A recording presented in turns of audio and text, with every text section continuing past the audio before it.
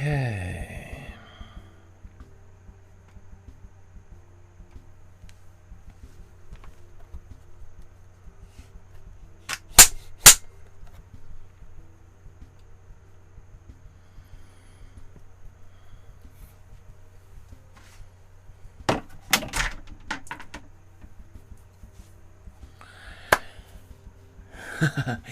Good afternoon, everyone. Welcome to my studio. My name is Michael Markowsky, and once again, today we're going to attempt to recreate another painting by another one of my favorite artists.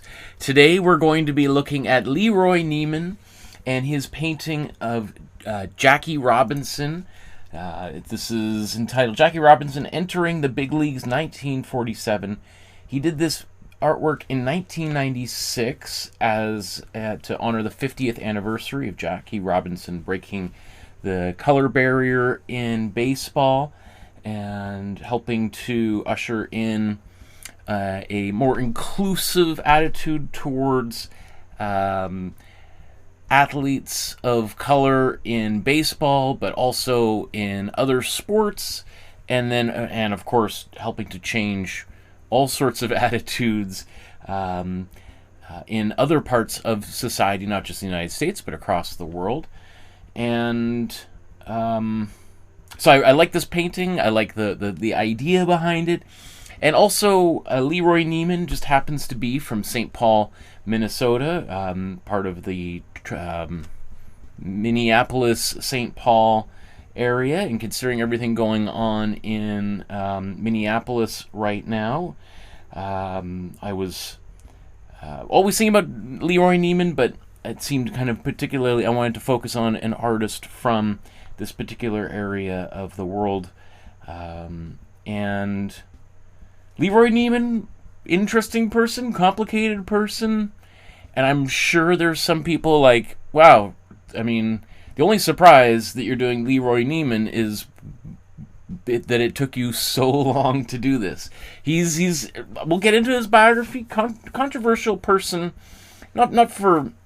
I mean, let's just say that there's a lot of people who the art establishment has absolutely zero interest in LeRoy Neiman, and he's unlikely to ever be on display at the Museum of Modern Art or the National Gallery, or be featured in any major, quote, serious art magazines, and yet was one of the most successful artists of all time. And so we'll talk about why the discrepancy there. Why was he so popular and yet so despised by the cultural elite of the time? Okay, so let's take a look at the plan for today. In a few moments, we'll talk about the scale of complexity, how difficult today's artwork might be for you if you want to attempt to recreate this painting alongside me. We'll look at the materials required. We'll do the image transfer and the Imprimatura, my favorite art word to say, and we'll talk about what that means here. We'll talk about Neiman's biography and the importance of today's artwork. Underpainting. Maybe we'll do an underpaint. I'm not sure. Not sure how I want to approach this, although I did get a whole bunch of new palette knives today. So if you're somebody who wants to explore palette knives, today is your day. And I'm teaching a photography class in 5 hours, so that definitely limits the amount of time that I can be doing this today. So just a quick reminder to like, subscribe, and hit the notification bell so you know when these upcoming episodes are going to take place, especially when they happen kind of spontaneously like today's. If you want to support the channel with a small donation, a couple bucks, $5, the price of a cup of coffee or tea if you're like me, that would be greatly appreciated. Help keep all the lights on and keep this show going as we approach our 6th anniversary. If you scan that QR code or enter in the web address to PayPal, that's what it'll look like, where you can safely and securely donate to support the channel. And thank you to all of those of you who have been consistent, regular supporters throughout the years. I literally would not be doing this without your assistance. And it helps to allow these episodes to go around the world, and people who might not have the financial ability to support the channel are able to learn how to draw and paint because of you. So thank you so very much. There's other ways you can support the channel. If you want to contact me via email or send an e-transfer or check or and all that kind of stuff, my email is on my website and it's on our Facebook group, which we'll talk about here in a moment. I don't put it right here because you'd be surprised how bombarded I am with spam. Speaking of the Facebook group, here's where you can scan the QR code, join or those links there, join the group. This is what it looks like, and this is how you can upload, take a photograph, whatever you create, upload it to the Facebook group, and we'll celebrate your artwork in, was it 3 weeks? We're doing our next free bonus feedback episode, and I'd love to see what you have been working on. So, where are we? Let's go all the way back up to the top. Oh, wow, look at all the comments there. Kathy says, I love the colors in the background of this one. I'll catch the stream tomorrow. Happy painting, everyone. There's Christina says, hey, Markowsky and friends. Ari says, hi. Senga, nice to see you. Senga says, hi, everyone. Hi, Michael. A lovely painting. I love it. Ari says, I thought it was you on the thumbnail. I was so excited to paint your painting for a few seconds. Yes, we've been, LeRoy, Neiman, and I both have similar mustaches for sure. The thing is, I can't wait to paint along again. Too busy painting, decorating the house. Awesome. Well, maybe you can listen in and offer some opinions as we go along while you're decorating. So, where am I? Where am I? That's the question, right? Where am I? Okay. So the first thing I want to do is talk about the scale of complexity. Scale of complexity. So how difficult or complex is today's painting? Is this something that you want to try doing today? So here's our scale going from beginner to novice to intermediate, advanced, and then to a master like LeRoy Neiman himself. So let's kind of just look through these here. Beginner, never painted with me ever before, has no idea what I'm talking about when I'm talking about Imprimatura or any of this stuff. A novice is someone who's maybe done the color wheel along with me, has watched some basic painting tutorials on this channel. I mean, you could, if you've painted before but never seen me before, you could. I think you could probably do today's painting. So today's painting is going to be in the novice area here, but just so you know, our intermediate levels, advanced, and master, like Neiman himself. Advanced is someone who's almost at that level, is certainly making their own artwork, has their own inspirations and ideas and themes that they're exploring. Intermediate is on their way there from novice. Intermediate is anywhere from someone who's been painting for a few months to, 50 years, right? Depending on how much, how committed you are to growth, right? Okay, so again, today's episode is a novice level painting. Although I'll let you know, I mean, I'm not very experienced with palette knives, so even though I have a lot of experience, this is going to be interesting. So some of you who maybe are just getting started might have a better luck than I do, because you don't have some of the hang-ups that I might have about using particular kinds of materials. So speaking of materials, let's look at the materials that you would need to create today's painting. Now, there's a free downloadable PDF that you can get by scanning this QR code, going to the Dropbox folder. It's totally free. You don't have to register. You don't have to give me your email. You don't have to do anything. All you got to do is go there, download the file. You'll see it's the very, very top, the supply guide. And it has all of this information we're going to cover here, and it's updated probably more frequently than I do here. So we are going to be painting with acrylic paint on a 9x12 sized canvas board.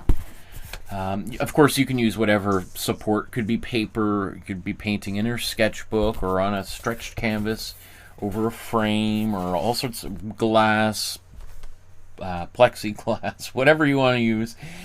What else do I see here? Let's look at optional materials.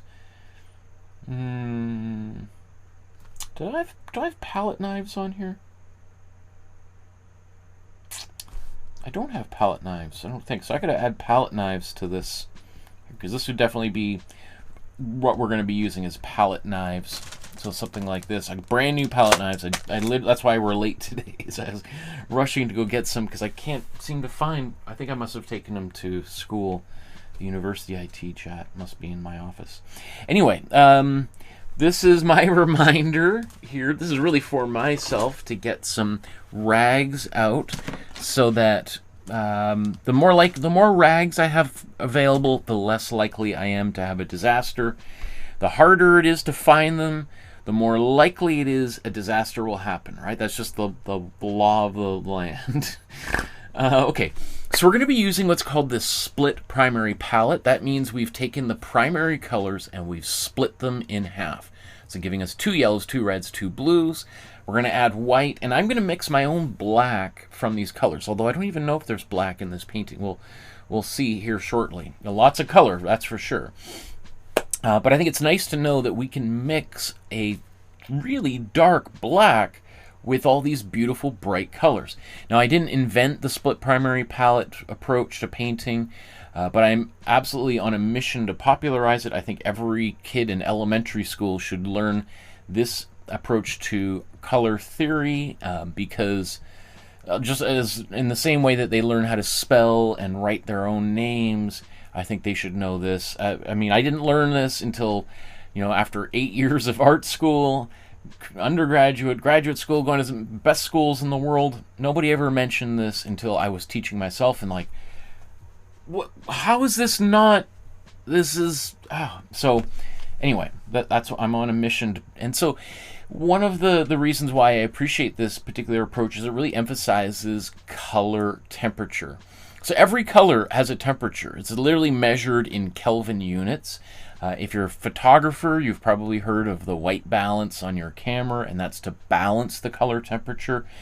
And so the effective use of color temperature helps us to create the illusion of depth in a painting, of space or 3 dimensions.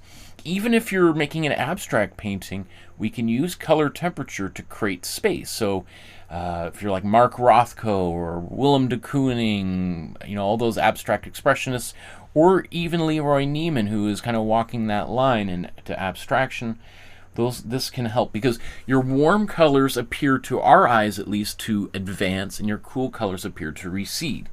So when we use those colors, we can create that illusion of depth. 2 reds, a warm red's going to come forward, a cool red's going to recede. And it also helps you just mix the colors you want, because you just got to ask yourself, where's the color I'm painting? Is it on a person's face? Okay, it's probably going to be one of our warm colors, or a mixture of warm colors, to make that color advance. If it's on a mountain way in behind that person, it's going to be one of our cool colors. Now, there's lots of artists throughout history that have mixed these up, because as soon as you tell artists this is the way things go, they're going to be like, no, I'm not going to do that at all. So if you're wondering, why does this not work all the time? It's because artists are like cats, and they will refuse to be herded, and they want to experiment and try, right? So we're going to be using, there we go, these Amsterdam paints. I'm not sponsored or paid by anybody, never given any free supplies ever. So I'm giving you this, and this is why I depend on your financial support, because I'm not foisting any garbage materials on you.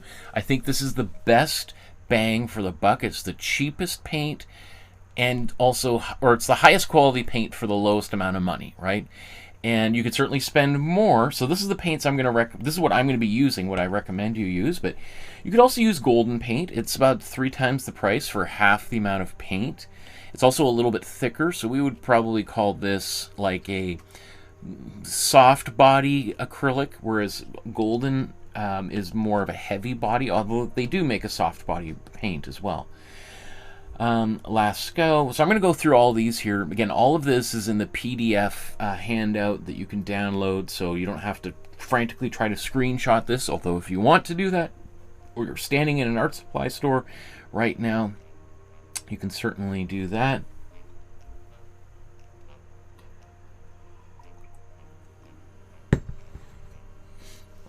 Senga just moved and has all your art supply stuff packed away in boxes. I know what that's like. In fact, I'm sure I've got a box of palette knives that I just can't find. I just built some new shelves and I think I know where they are now, but I didn't have a chance. Okay, so I'm just gonna, here's a couple or 4 different brands of acrylic paint that I do not recommend you use, or at least for what we're doing here. We've got Fevicryl, Mary's, Peebo, and Museum Color. Peebo, I think, is the most egregious here because they've put a tremendously high content of titanium white in their paint. Now, Amsterdam puts titanium white in here. In fact, they probably even say on the back of the label here. But the thing is that Peebo, which is like the McDonald's of art supplies, they're the biggest paint company on earth. They put way too much of it, and so it means we just can't mix our own black. All our colors always have a pastel-like quality.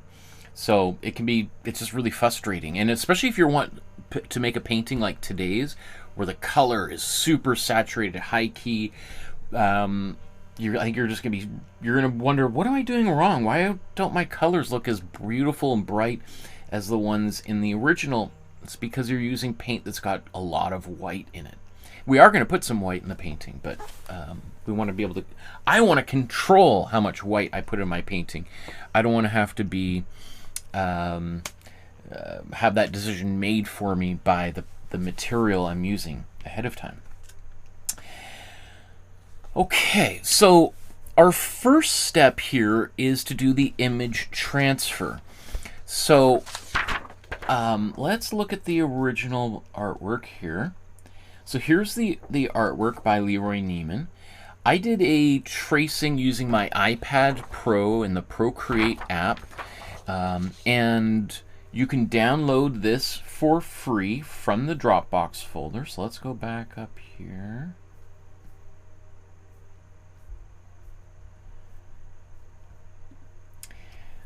So you can scan this QR code or enter in that web address there, and it's going to take you to this folder.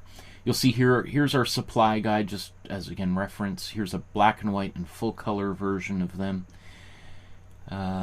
There's your color wheel. These are the first 4 things here are for people who are just getting started, for beginner painters, and hopefully you've done those already. So again, that's going to make today's artwork a lot easier.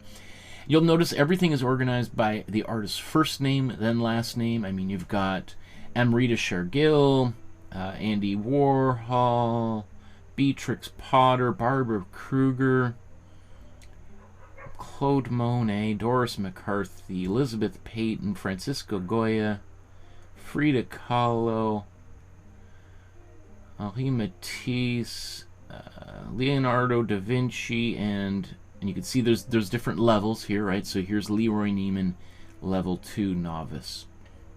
There's the original, here's the original artwork, and then here's 2 versions of the outline. One's a JPEG, one's a PDF, whatever's easier for you to print out. Okay, so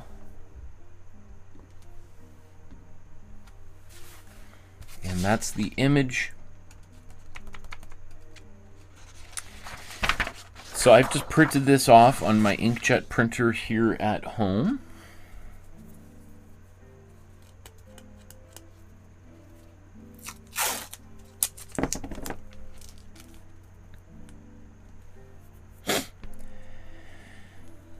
So the great thing with this is it gives me the opportunity to move this around or put it sideways or whatever, however you want to do it, crooked, or if you feel it should be, you know, however you want. Usually I put them roughly right about in the middle. I'm just going to move this off to the side a little bit. I'm always kind of thinking about how much space is here and here. You know, if it was framed, I'd rather have, you know, there's a lot of this space back here that, whereas I wouldn't want that frame to be clipping that hand. So I'm just going to move it a little bit off to the left. Like that. I want it down. That's good enough. Let's leave it there. Okay. There's the web address if you want the website.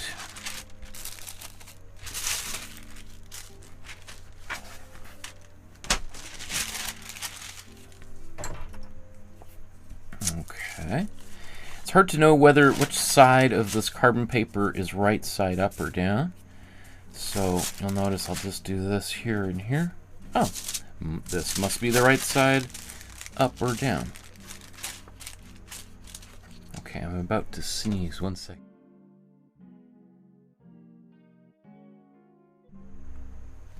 Wow. I'm glad I muted that in time. That was like a Godzilla level sneeze. My goodness, I toppled some buildings somewhere. Woo. Okay.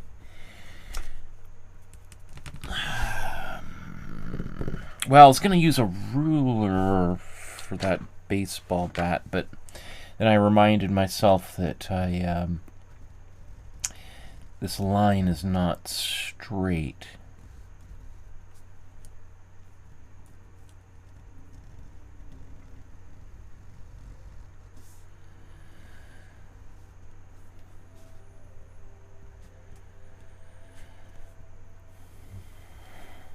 Just trying to, I mean, this painting, it's interesting. We'll talk all about Neiman's kind of relationship to art, history, and the establishment, and the particular kind of style of painting he's done, which is definitely not appreciated by the intelligentsia of the art world. But which he really seemed to care less about throughout his career, while he was sitting on beaches across the world. He's like, okay, sure, well, tell me how bad I am. I'll have another margarita, please. What was I gonna say? Well, I was gonna say that I think today's painting is to really pull it off the way he did is pretty complex. I'm going to do my best. So it's one of those things that's hard to say. If you're a novice painter, I think this painting is going to be a lot of fun. But I even think if you're a master painter, like, you know, Frida Kahlo or Leonardo da Vinci, Pablo Picasso, I think all of those artists would even have a pretty challenging time doing today's painting. So while some are going to dismiss this, I think, well, you just try it, and then we'll see.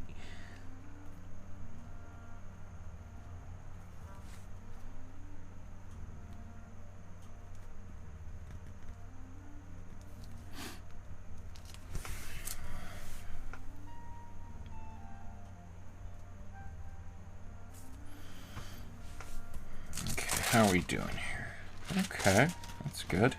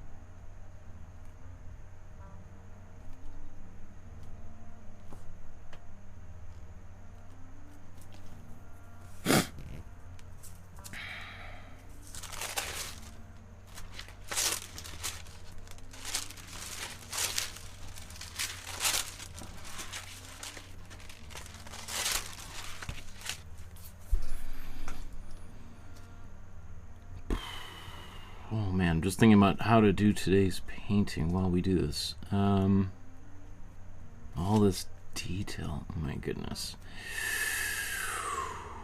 It was interesting. I was watching an interview with LeRoy Neiman just this morning, and he just talks about how sometimes he's got it, the likeness and everything, and then there's other times it's just like, nope, not there. And the way he put it is like, and then you scrape all that paint off, 6 hours of your life gone, and you start again.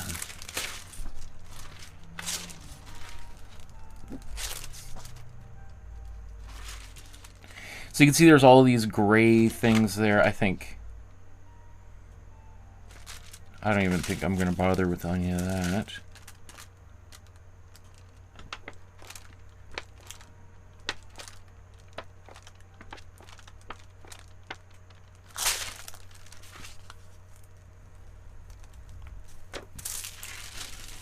Okay, I think good enough, right? The only thing I'm just trying to decide is, do I want to try to... No, you know what? I was just debating whether I want to keep this taped maybe to the back side so I could put it back over top and line it back up, but no, I think I'm just going to go forward like this.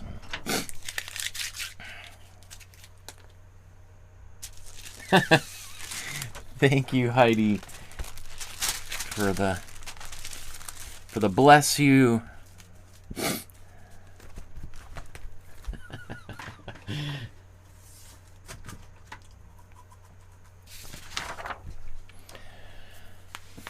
Okay.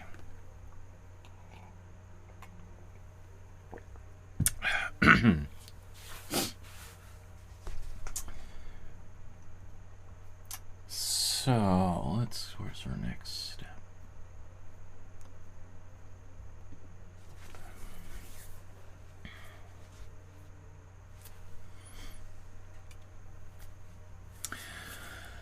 Okay, our next step here is called the Imprimatura, one of the most fun art words on earth. What would be another? There are, a lot of them are Italian. Like what's another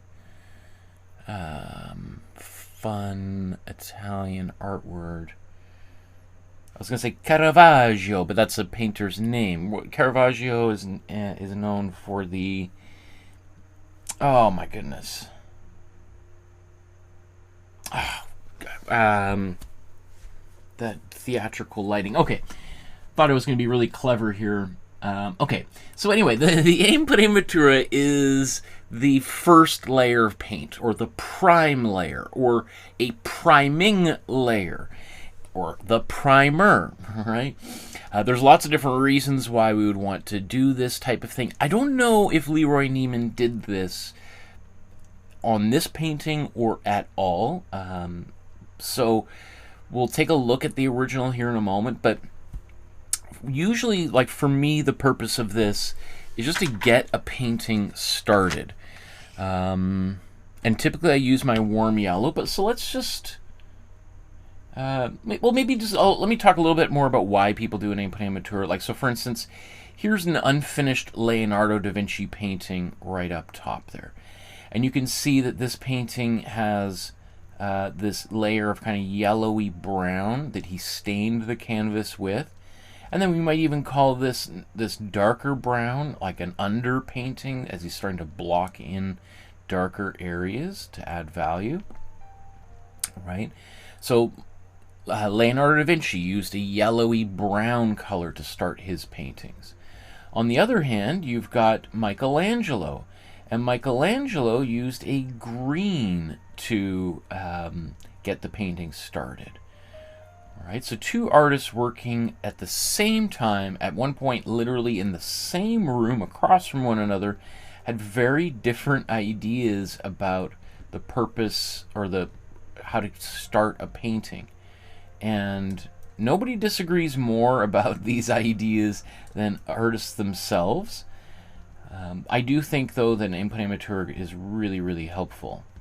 Especially if you're a beginner painter. It just makes starts the painting off on a great foot here. Now this painting, it's hard to say if he did anything like this at all.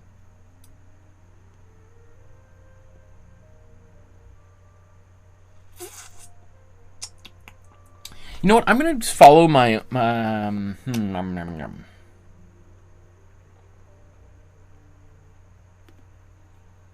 I'm just gonna go with it. One reason I like this warm yellow, which is kind of close to Leonardo's approach. Where this falling off here? Why is that there? I think it's probably my daughter. She gets into my art supplies, which at the end of the day makes me really happy. There's worse things that a kid could do. But every once in a while I come into my studio and I'm like, why is that there? I think maybe somebody was up in the middle of the night playing with Daddy's art supplies, I think.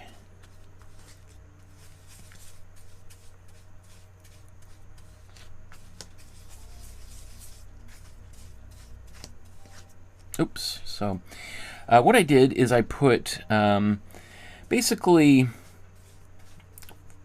60% acrylic paint to 40% water in here, and I'm just going to brush this across the surface.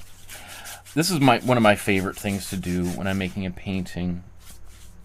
I showed you there was all of those reasons why to do it, but for me it's really a big part of it is just it's a way of starting a painting. Like I'm literally painting right now. Technically I'm staining the surface, not painting it, because of the amount of water in here. But it just helps me transition from making breakfast for my daughter, getting her ready to go to school, talking to the teachers, going to the bank, doing all this other stuff, to like, okay, we're officially taking a break from that mode of thinking into doing something a bit more creative. And so I can literally be painting, but I don't have to think about it. I don't have to think about what color I'm mixing. I can just go and do it. I'm starting it. The painting has begun. And there's something about once that paint starts to go on the canvas that it starts to feel like, okay, whatever was happening before, that's gonna have to take a break because we're doing something else now. You'll notice that I'm going back and forth, left to right, up and down.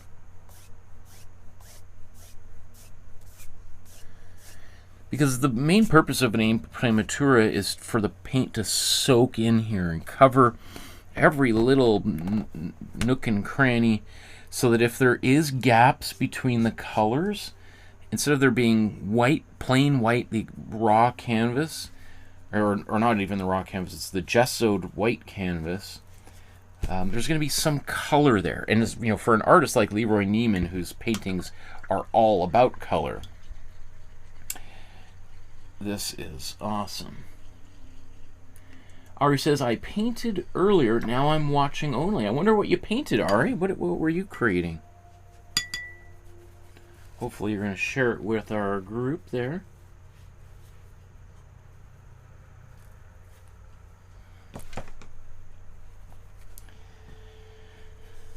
Okay, I'm going to blow dry this because I'm debating about maybe doing another layer right now. So give me a second here.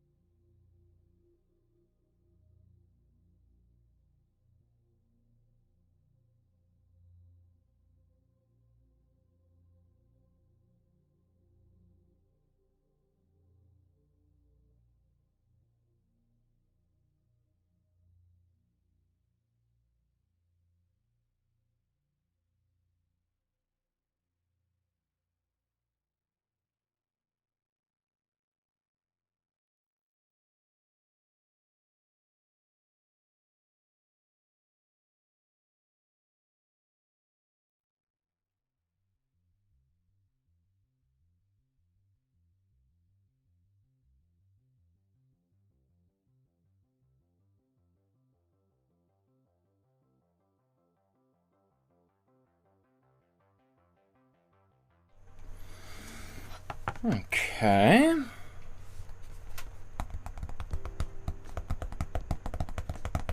I think I want to give this painting a bit of a cream color.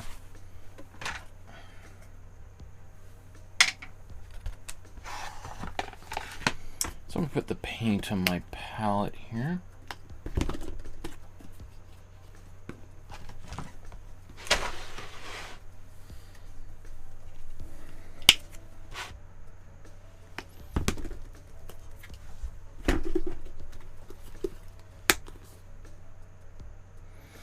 I'm anticipating using a lot of paint in today's episode, so I'm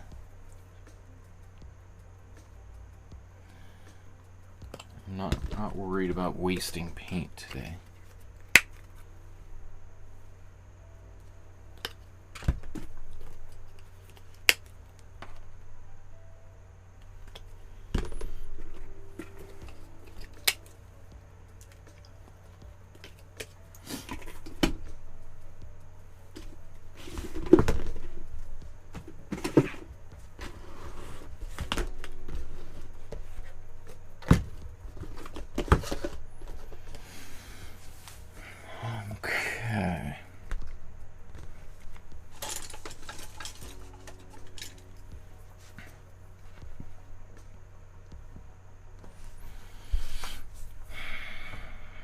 Let's look at this painting again.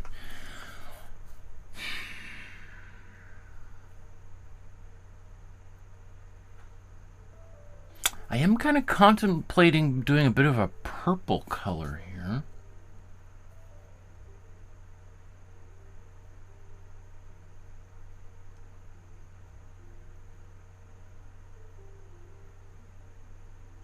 I mean, my original instinct was to go for something a little bit like a cream, like a brownish kind of cream color. But as I look at this, I see these kind of purple colors, especially right up here, this kind of lavender. And I see that all over the place, like even in his clothing. See that in his face. So while I could really use any color, I feel like that lavender might be kind of nice. I don't think I've ever done anything like that in one of these episodes, so that could be kind of fun. What's this comment?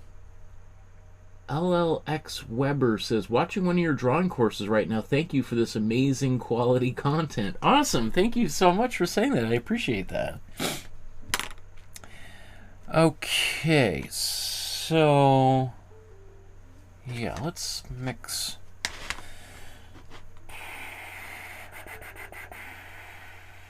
Okay. Yeah, I'm going to take my cool red, warm blue. This is going to give me my most saturated purple.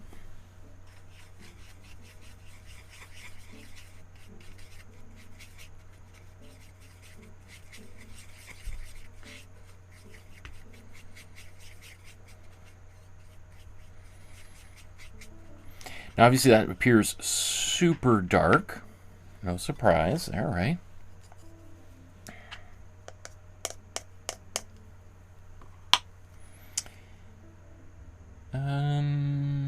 Yeah, let's just scoop all of this white in here.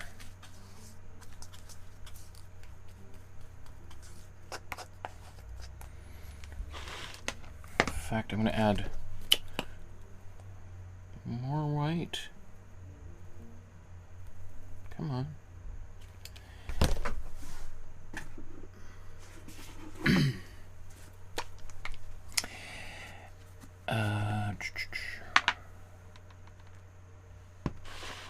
So add more white, and then I'm also going to add what's called a matte medium, Matte medium is just clear acrylic paint. It's what's in all of these colors before they put the color inside of it. So the reason I'm putting this in here is, in fact, I'm going to put more. I'm a little bit worried with all of that white. If I just paint all this white over top of the color, that yellow, and my pencil lines, those pencil lines are just going to disappear completely. So I'm going to put this matte medium. It's going to make this paint a bit transparent. So my only worry about that is yellow and purple are opposite from one another on the color wheel.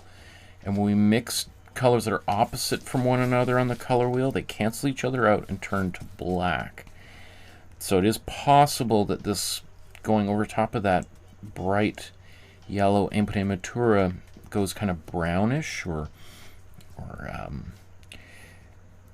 you know, not quite as intensely bright as this purple is. In fact, I'm going to add even more. It's always, I can always do a second layer of this, but if it's too opaque the first time around, I'm kind of screwed, and then I'd have to retrace all my lines again. And I like the option of like, oh, it's too transparent. Okay, well, let's just do another layer. Okay, no big deal. Who cares? I'm supposed to be like, ah, now I can't see my lines. Ah, now what am I'm going to come up with another solution. And I know doing this kind of thing definitely seems like, I mean, I could have just jumped directly to doing this after having done my image transfer. That would make a lot of sense. But it's like I was saying, it's like, I kind of, for me, and maybe it's a crutch, sure, whatever you want to say, I kind of feel like I need to do that just to kind of it's like putting on my uniform. Once I've done that, I'm like, okay, we're in it. Now I can think like an artist. Now I can be more creative. Now I've started this painting. Now let's get serious. As opposed to like, okay, let's try to like completely figure this thing out before I put a single brush stroke down when I'm not even in a creative headspace. I mean, that's pretty hard to do. All right, so okay, let's back out here. So let's see. Oh, see, that's pretty opaque as it is.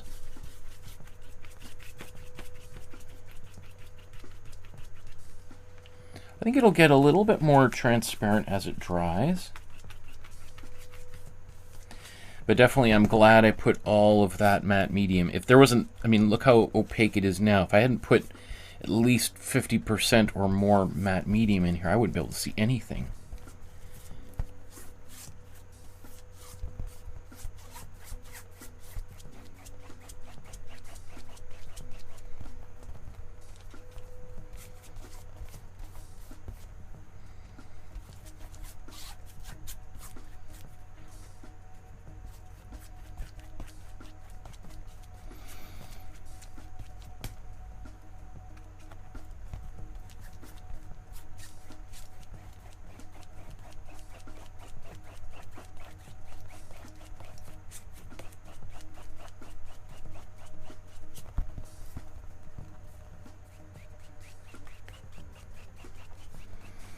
Okay, I gotta maybe 10 more seconds of this. I can feel the paint starting to dry. Matte medium actually feels like it speeds up the drying time of paint a little bit. So yeah, I can start to see that paint starts to pull. Like you start getting these like semi-dried. I don't. It's hard to really see. It's not really. Or what ends up happening is you put the paint down, and the more you start painting, it actually, I'm going to start revealing more of that yellow as it starts to come through. Because it's like the paint starts to wipe off.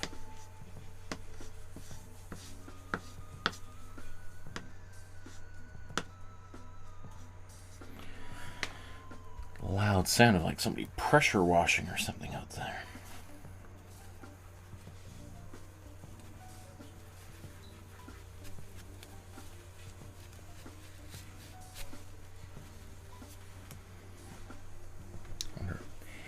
probably can't hear that. Hopefully not, anyway. Okay, so maybe all those pencil lines have kind of disappeared on camera. I can still see it. It's very faint. I think when I blow dry this, I'm anticipating more of that yellow coming through and my pencil lines being a little bit more visible.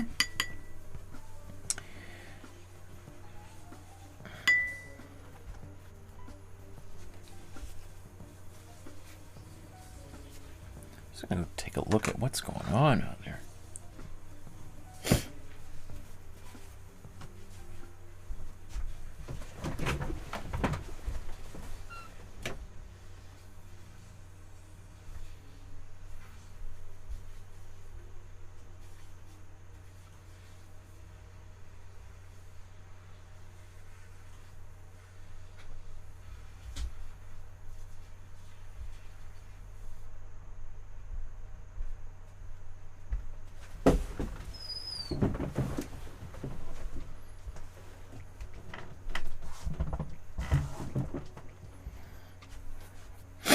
Okay, so let's blow dry this and just see.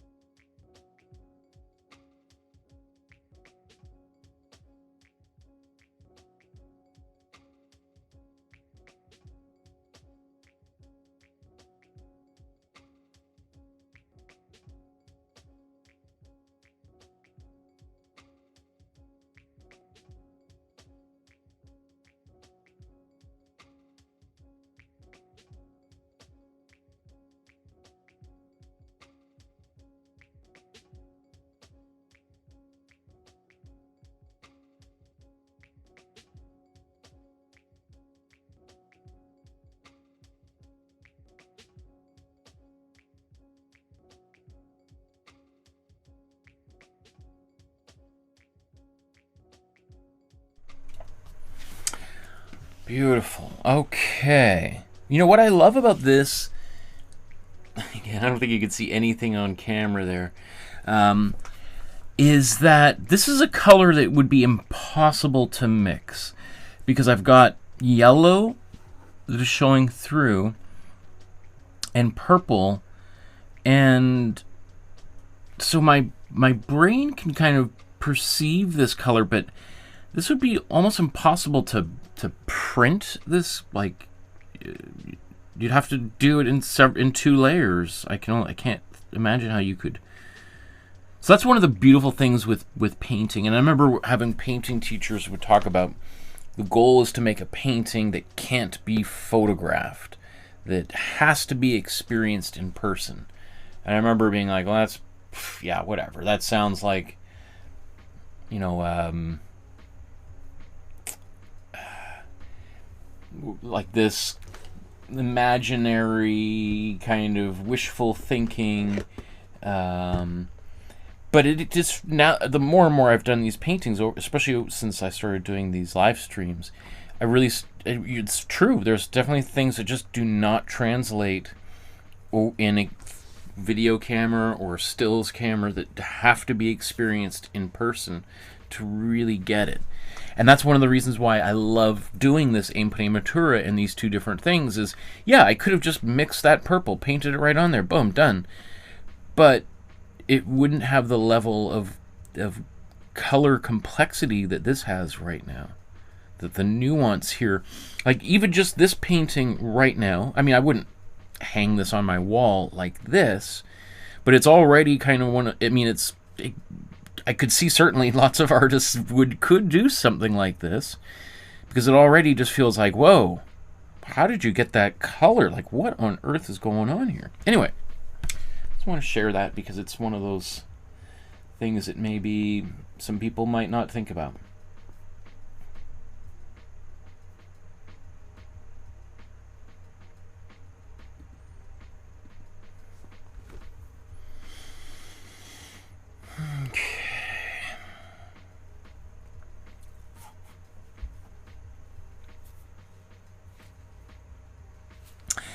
Okay, so I'm going to let this dry here.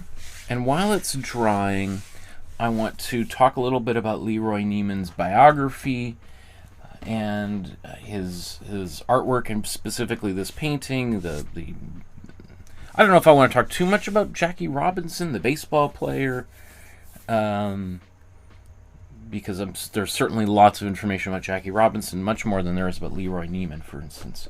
Okay, so not that Jackie Robinson's not an interesting painter. Okay, so LeRoy Neiman is born in 1921 and lives until the age of 91. In 2012 is when he passes away. He's born in St. Paul, Minnesota, which is part of. It's like a. I actually don't really know if St. Paul is part of Minneapolis or part of it, like the Twin Cities they call it. So I assuming St. Paul is a totally different city than Minneapolis, but as we'll see here in a moment on some maps, they are, intertwined, to say the least. In fact, so this is one of the neighborhoods that he grew up in here, this McAllister Groveland neighborhood. And let's see if I zoom out here. So you can see here's St. Paul. And there's Minneapolis right there. So this is one neighborhood he grew up in. Another neighborhood was the Frogtown neighborhood, which you can see is kind of like almost right to the center of St. Paul. It's also important to keep in mind that's where the Wendy's is. I guess, right? Apparently that's really important for us to know. Alliance Field. Alliance Field, that's a soccer stadium, I guess, hey? And just if you're interested at all, Alex Preddy was murdered right down here on Nicollet and West 26th. So not too far away from where's St. Paul? So let's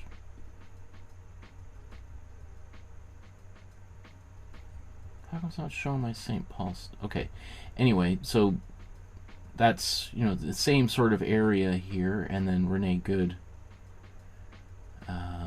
She was murdered right here on Portland between 32nd and 33rd.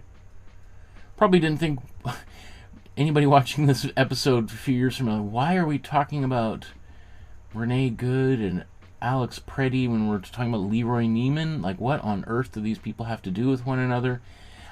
Really, it's just about geography, but it did certainly inform my selection of LeRoy Neiman for today's painting. This particular area, St. Paul, was, at least that part of St. Paul was kind of a pretty tough working class neighborhood that he grew up in. His father was an alcoholic who deserted the family at a young age, so he was basically raised by his mother, and ultimately ended up taking his stepfather's last name because his original name was LeRoy Leslie Rosenquist, and so when his mother remarried, he took that fellow's name, which is how he got the Neiman in the last name. Definitely having grown up during the Depression in a tough working class neighborhood informed his work ethic and his kind of general outlook on life. I think his desire to connect with everyday people, like the people that he grew up with, despite the financial success that he had. I would argue the fact that he focused on things like sports, football, baseball, soccer, hockey, things that were very popular with everyday, quote, Joe, was something that was very important to him.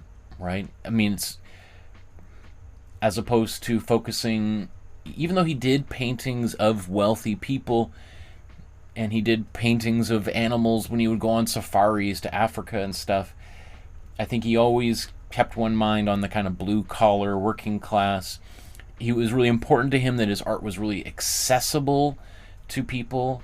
He talked about his work being like people not looking at his art but being spectators to his art.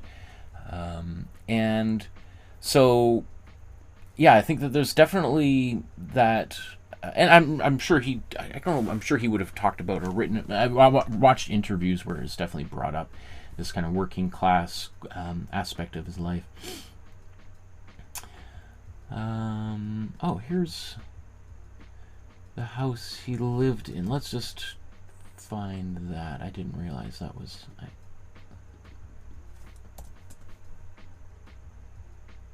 Okay, that's his childhood home here. He lived here from 1940 to 55. Is that what I gathered? 1940 to 55, right? So that's when he's, what, 20 to 35? Correct me if I'm wrong. 19 to 35. Okay, interesting. So is that the home right there? Huh. That's interesting. So just, again, thinking about this, this is the neighborhood he lived in during his late teens, early 20s. And I think is it that home or this home?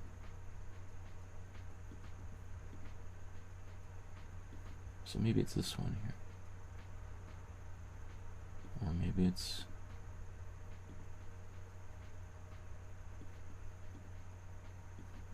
I don't know.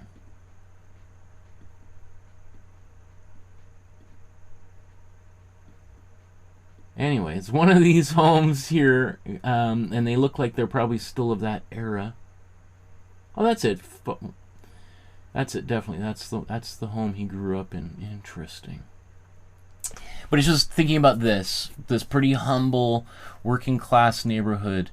To later on, he describes flying around first class for decades, staying at the greatest restaurants, or staying at the greatest hotels in the world, and eating at the greatest restaurants. I mean, maybe he was staying in some of those restaurants too. I mean, he I think, liked to drink, and so he probably did stay in some restaurants late at night. But it's just interesting just to kind of think about that, the juxtaposition between those different types of lifestyles. So he was drawing ever since he was a little kid. There's stories about him drawing tattoos on his friends' arms during recess when he was in elementary school. He talks about making signs for local grocery stores, like painting a chicken and saying, it's 59 cents or whatever, and how doing that gave him a tremendous amount of confidence and courage as a kid when he's like 10 years old and he's being hired by the local grocery stores to make the signs, and how that just totally transformed his self-identity and how other kids saw him differently, and the power it gave him to be already kind of a business person at such a young age. Ultimately, he's drafted into the U.S. Army in 1942, and I think I can't remember. I was watching an interview something like 8 days after he's enlisted. He's out in Europe. He worked as a cook, which in the U.S. Army, I think even still to this day, all of the cleaning staff, cooks, they are all registered military personnel. They all have to do basic training. They all have to know how to shoot a gun. so that anytime they can put down that ladle and pick up a rifle. I know that here in Canada, in the Canadian Army, it's the cleaning, cooking staff. Those are all contract workers who are not part of the Canadian military. Now, correct me if I'm wrong, but I did do 2 deployments with the Royal Canadian Air Force as part of the War Artist program, and that's what I saw with my own eyes. Maybe things have changed, but I remember talking to some soldiers, Canadian soldiers, and they were telling me that was one of the quite unique differences between Canadian and military bases. Is basically everyone on an American base is a soldier, versus on a Canadian base you have kind of civilians and enlisted service persons. Anyway, so he finds himself out and serving with the American Army for 3 years in Europe, and he finds himself like literally kind of not on the front lines, but during the Battle of the Bulge, that famous horrific battle in the snow between the Germans and the Americans, and he's there, doing his service, helping. The other thing too that he became quite well known for during his time in the Army was he would do paintings and sketches for the soldiers. He would illustrate some of their letters. He also quite famously did murals in the bathrooms and in the kitchens and the mess halls, and often they were particularly kind of risque depictions of nude women, and which the other soldiers just loved. He talked about how many of them would just disappear, like if they were on any kind of removable surface, especially when soldiers would leave, they might tear those things off the walls and put them in their bags to head home with. And so that, again, gave him a certain kind of unique cachet that I've seen. I mean, that's a lot of these artists. There's a lot of Canadian artists that served in World War I and World War II, Korea and stuff. There were also there were artists.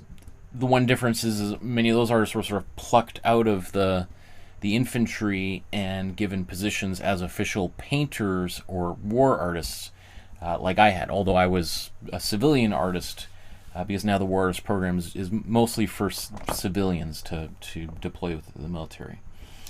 Okay. So after he finishes, after World War II, all the soldiers are given what was called the GI Bill, and that allowed them, you sort of get either like a lump sum of money, or you could get kind of your education paid for. And so he took that opportunity to go to school at the Art Institute of Chicago, or the School of the Art Institute of Chicago, which is the school is an amazing school, and it's literally in the same building as the Art Institute of Chicago, which is one of the certainly one of the top 10 art museums in the world, without any, I don't think there's going to be any disagreement about that. Many of the most famous paintings, many of the paintings we've done in these series, probably 15, 20 of them are in the collection of the Art Institute there. And so he spent a lot of time drawing and painting, really perfecting his craft. I think while he was away in the military, he also got a real taste or thirst for spectacle and crowds, energy. I mean, when you're surrounded by like tens of thousands of men, and just that feeling of intense testosterone, it's no surprise that when he comes back and he studies art, that the subject matter he's most interested in is sports, right? That which is, if you think about many of the metaphors people use for sports are all combat terms, because there is that kind. It's sort of like a war with rules. And anyway, so that kind of, that thrill of the motion and energy and the danger were all the things that definitely attracted him. Then we come upon the moment where he meets a young man who's got this idea of starting his own magazine named Hugh Hefner. And this is where things kind of change big time for LeRoy Neiman. Because eventually, I think in issue number 5 of Playboy magazine is the first to feature artwork by LeRoy Neiman. And LeRoy Neiman would contribute paintings and cartoons. There is a particular cartoon that he creates for Playboy that apparently appeared in every single Playboy magazine from, I think, like, let's say 1955 until the day he died in 2012, that I can't show you, but if you're familiar with Playboy magazine, essentially it's a woman who's well endowed, who's topless, and all she's wearing are these black leggings, black stockings, maybe high, I don't know, maybe they're boots or something. Again, I'm not going to put it on the screen here because I want this to be as family friendly as possible, but if you were to click on one of those links, you'd be like, oh, that's LeRoy Neiman did that. Interesting. One might even suggest that is probably one of the most iconic things that Neiman did during his career. I'm just going to scan through here. Okay. Just want to make sure that that image is not here on the Wikipedia page, so that I'm not surprised suddenly. But apparently they had a long, fruitful collaboration with one another. Hugh Hefner that would then send LeRoy Neiman on these trips around the world, fully paid to document all sorts of different kinds of experiences, to go watch car racing in France or boating in the Mediterranean, or go meet Pele in Brazil, and on and on and on. And so he talked about flying around the world in the nicest private jets, sitting in first class, and drinking the most expensive champagne, staying in the best hotels, eating the best food and lobster and steaks, to the point where doing that for decades, he got totally bored of the high life. Now, I don't know about you, but I find that I would say it's pretty hard to get bored of that kind of experience, but you know, I do suppose that after a while that could get monotonous, although I would love to find out. I think that would be kind of, you know, just, yeah, I'd love to be able to confirm this. So if anybody's got a couple millions of dollars I want to throw this way, then let me know, and I will take it. I will do the hard work to confirm or deny this. Alex Weber said, just wanted to leave a comment and move on with my homework, but I've been stuck here for 30 minutes already. Awesome. Thank you so much. Senga says, Michael is the best teacher. Alex Weber says, or Senga says, I love learning about the artist. You make it so interesting. Oh, thank you so much, you guys. You're so sweet. I will say that LeRoy Neiman's association with Playboy magazine, while it did certainly, I mean, expand his reach to millions of people across North America, the world, is definitely one of those things that has hurt his reputation in the long run, and one of the reasons why the gatekeepers of the art world have been super resistant to welcoming him in. I think there's that, especially as attitudes have changed. Like, you know, I was thinking about this on my way back here from picking up all these palette knives. You know, like, I think in the 1960s, 70s, you know, if you had a painting of LeRoy Neiman's in your house, probably be in your, like, you'd be a guy and you'd have it in the basement. It'd be a painting of, let's say, Joe Namath, these football players. In fact, let's look at some of his artwork.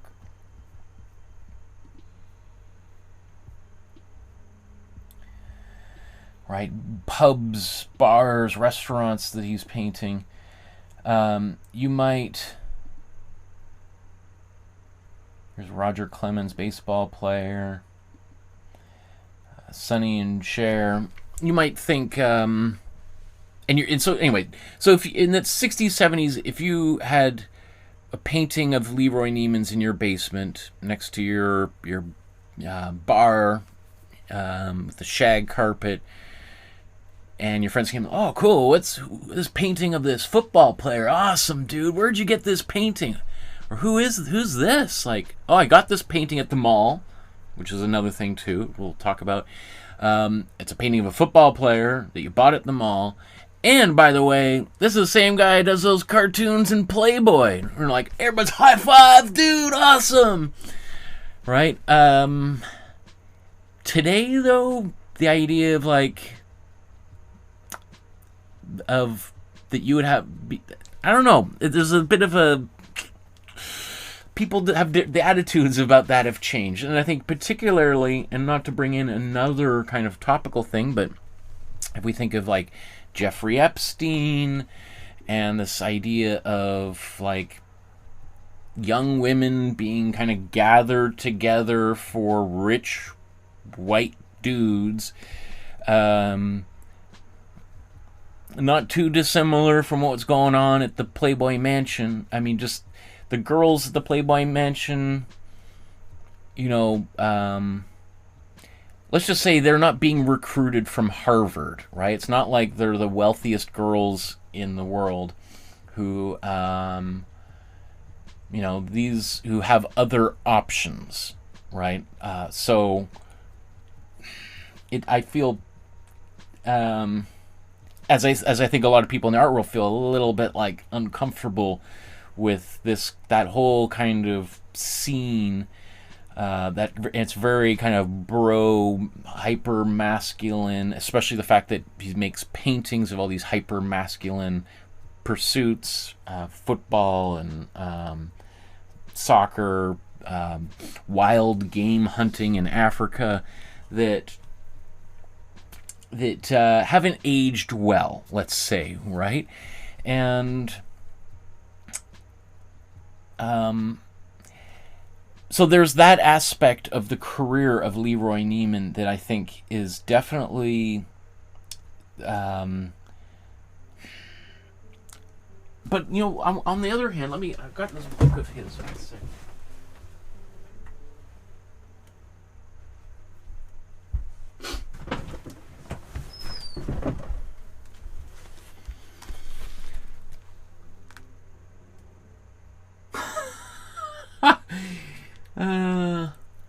Christina says, fun fact, when Michael sniffles, my closed caption says, snort. That is really funny. Alex Weber says, when does Michael usually stream? Good question. I'm trying right now to be doing these live streams on Tuesday mornings, Mondays, Tuesdays, because my schedule is a little bit more open at the moment, but I'm doing a whole bunch of stuff around the house that I haven't had a chance to because I've taken the semester off from teaching at the university. I think it says, he tries to do every week, or when he can, join the Facebook group. Yes, thanks. Heidi says, LOL, you can get bored with anything if nothing new happens. Life is an adventure, and we are meant to try new things. I agree, 100%. Okay, so I want to, what's the best way to do this? So many pages. Oh, here, let's...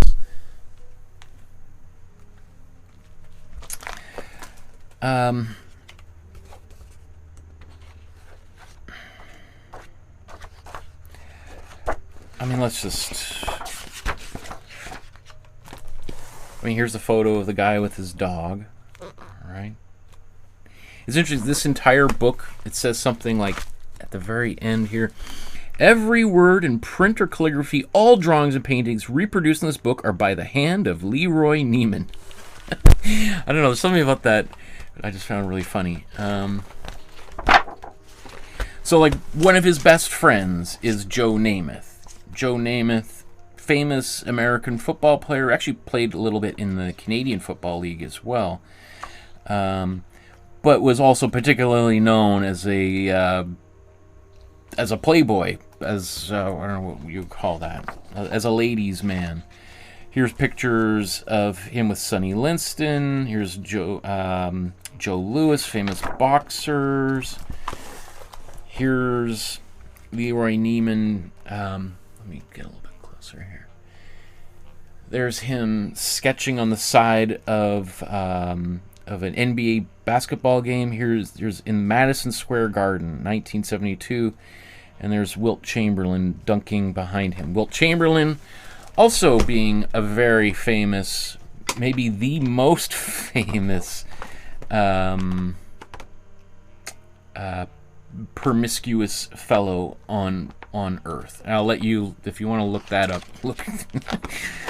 That's a whole other thing. I mean, here's him with President Carter, Jimmy Carter.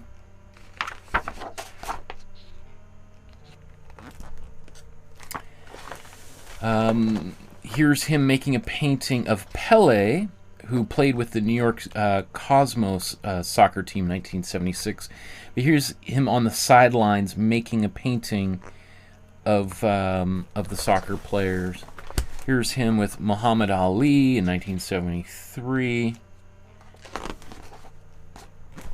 I found this hilarious. Here's LeRoy Neiman jogging with a cigar. Jogging in Central Park, 1981. I mean, if that doesn't that just tell you everything you need to know about who this guy was? And also just a different time where it's like, why is jogging with a cigar, inhaling smoke? What's bad about that? Right? Attitudes have since changed. I was thinking about doing a painting for the Super Bowl, and of course LeRoy Neiman would be the person. But I mean, you can see these like sketches. So LeRoy Neiman has the taint of kind of sleazy dude stuff going on, but he's also an incredible artist. I mean, his paintings are great. All of the energy in these paintings is incredible.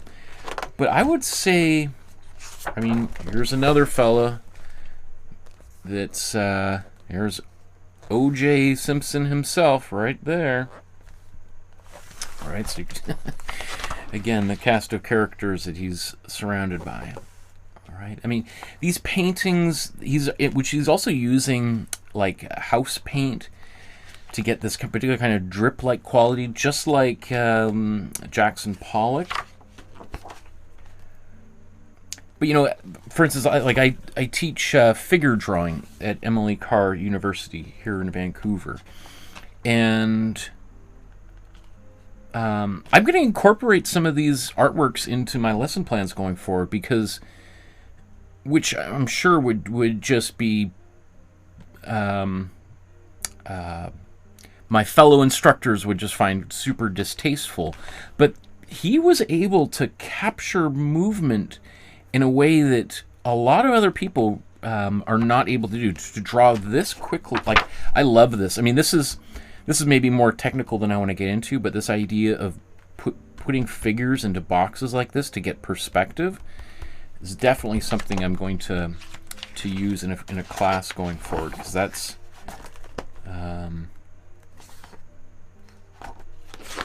like most people, even incredible artists, would not be able to sketch athletes, you know, in the middle of a play and have it look even reasonably good. This is something I also found super interesting. So a few things that he did during the course of his career, and he talks about it in this here, and I'll just put that on the screen if you want to screenshot that and read it a little bit later. But he did this thing a few times live on television where he was drawing digitally on the screen. You can see him here with basically what you would call like a Cintiq tablet today, which is a drawing device, digital drawing device that is very popular now. But you can see, I was trying to find some clips of this morning. I wasn't able to find it, but I didn't look too hard. But these are drawings that he's doing live on television during the Super Bowl, right? I mean, again, this is a different time in the 1970s where the Super Bowl wasn't so big. The idea of like somebody doing a drawing for 5 minutes on TV during the Super Bowl, I mean, you're talking that's like maybe $50-60 million of prime television advertising space. They would never let an artist do that today. They might give you 5-10 seconds worth of but they would speed it up, but they would never do this kind of thing. I mean, that's just crazy. But he just talks about how he says here, you know, I believe the electronic palette is one of the important inventions for the future of sports and art, but it's interesting to note that given the mysterious ways in which television works its wonders, the equipment has not been used on air noticeably since that Super Bowl in New Orleans. It's fascinating to me that, so this is 1978. This technology basically disappeared until reappearing in the early 2000s. So for like 30 years, no one was using this technology until it makes a reappearance. And so he's like way ahead of the curve, what we'll call like an early adopter of that particular technology. I mean, these football players going down the stairs, I think that might be Joe Namath. I think he's number 12. Right? It's kind of, again, all this splattery kind of stuff. Not particularly well appreciated by the intelligentsia, but is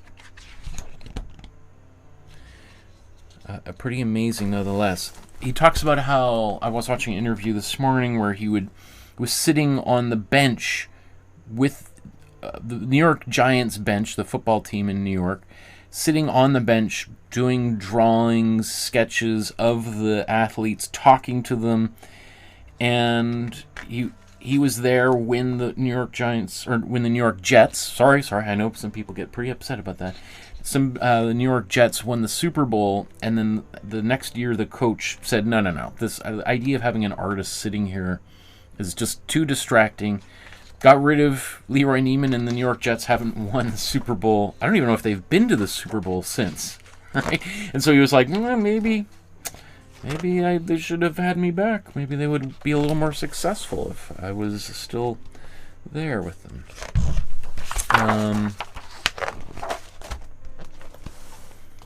Herschel Walker, famous football player. Like these paintings, like I remember this kind of stuff at the local mall when I was a kid growing up in the 80s, and just looking at them and thinking like, wow, that is so cool. Because it wasn't until maybe I was until almost I went to art school that I went to an actual art museum or art gallery, as opposed to like the art gallery at the local mall that had, posters of movies and artworks like this, signed hockey sticks and jerseys, and they did the framing in the back. Right? Nothing against those things, but that's certainly not appreciated at all by the so-called art world with a capital A. And as much as people like deride that kind of thing, right? Not everybody. I think any place that people can access art is a good thing. I think I love this painting. Here's Pele, maybe arguably one of the greatest soccer players of all time.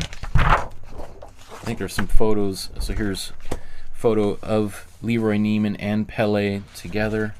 So did the front cover for their brochures. Okay, so I could go through this whole book, but again, here's some tennis players. Like, these sketches of tennis players are absolutely incredible. And if these had been done by any other person, if these were done by, I don't know, David Hockney, these would be not only worth the same, I mean, they would sell for hundreds of thousands of dollars, but these would be on display at the Museum of Modern Art in the permanent collection right now. The fact that these artworks are done by LeRoy Neiman means that no credible art museum will ever display them, which is sad, and again, just shows maybe some of the bias of those institutions. Here's some hockey stuff. He's got like a chapter basically on every major sport, and here's looking at the players that are fighting. Right. I love these close-ups on these players, showing where all the cuts and scars are on their faces. Right. I love this drawing here that he did on like the, what do they call this? The scorecard. Sporting events used to always give these away. I remember as a kid going, even just up until maybe 5-10 years ago, every hockey game, baseball game you go to, there'd be somebody standing at the entrance handing out these pieces of paper that would list the roster and, you know, where the players are from, date of birth, all that kind of stuff, height and weight. And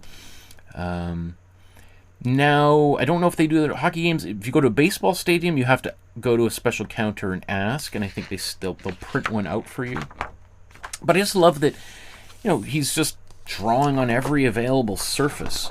There's Wayne Gretzky.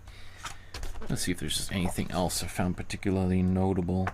Lots of baseball players.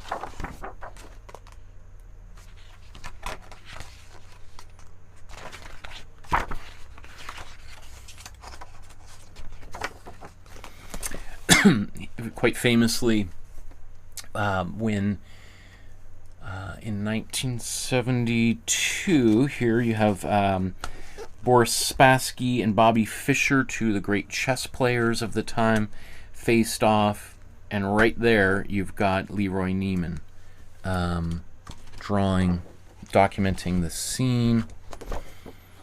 Like, look at this painting here, Ali Frazier. I was watching a documentary. It talked about how at one point Muhammad Ali is in his dressing room, I think right before a fight, and he kicked everybody out of the dressing room except his manager or trainer and LeRoy Neiman. So it's just the three of them in this room. And LeRoy Neiman is quickly sketching a portrait of Muhammad Ali, and it's like a really dark, dimly lit room. They're getting hyped up for the match. And right before Muhammad Ali goes into the ring, he looks at the drawing and he's like, "Wow, LeRoy, you draw better." How do you? Oh, it's, you know, it's one of those typical Muhammad, like, you draw better in the dark than you do with the lights on, or something like that, which is just, you know, very, very funny, very Muhammad Ali, kind of that incredible way with words that he had.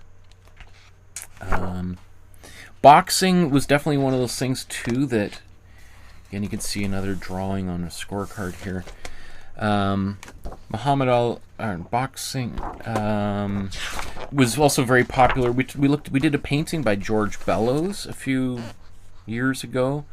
Very, very famous. Was it Dempsey and I thought this is interesting. Here's Brooke Shields.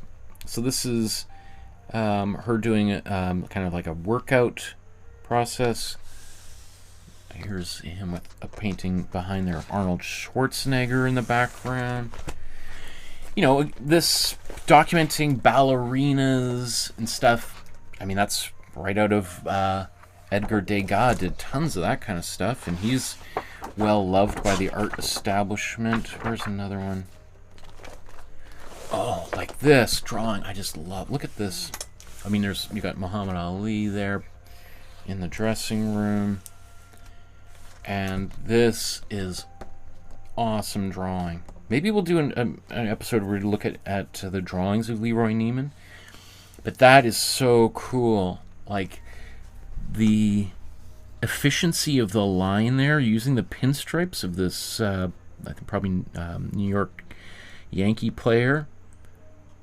Right? Not drawing the inner thigh there. I mean, the restraint is also just remarkable. Right. Again, here another Phil Esposito, famous Boston Bruin player. Right. A goaltender listening to the national anthem. Here's his portrait of Rocky, or Sylvester Stallone. I've heard Sylvester Stallone. Here's him making this giant poster. There's Sylvester Stallone and LeRoy Neiman together. LeRoy Neiman also featured as an actor. Oh, here we go.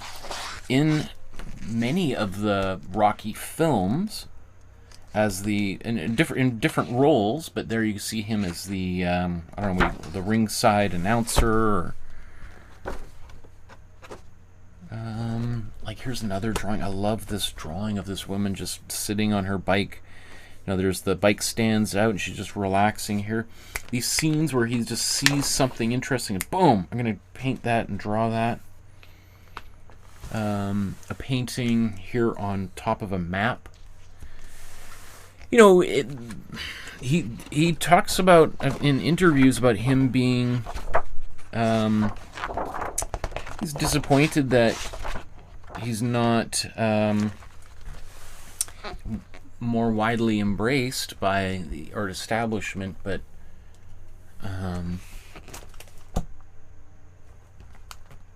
he's definitely in the oh, I love this again. Here's another great drawing. Look at that. Where is this thing? Again, the way that he drew the contours for the whole legs, but just left that, you know, to our imagination to fill that in.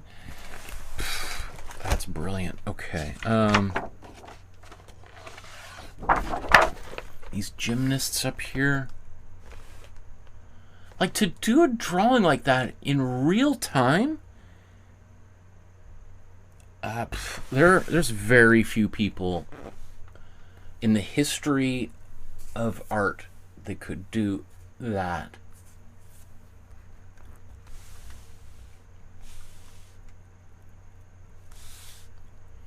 So you have to have an exceptional understanding of the human form and proportion. I also love these paintings too. Look at that. This big painting. Okay, we're gonna move on here a second, but again, there's just a few dabs of paint there, and it looks like this person diving into the abyss.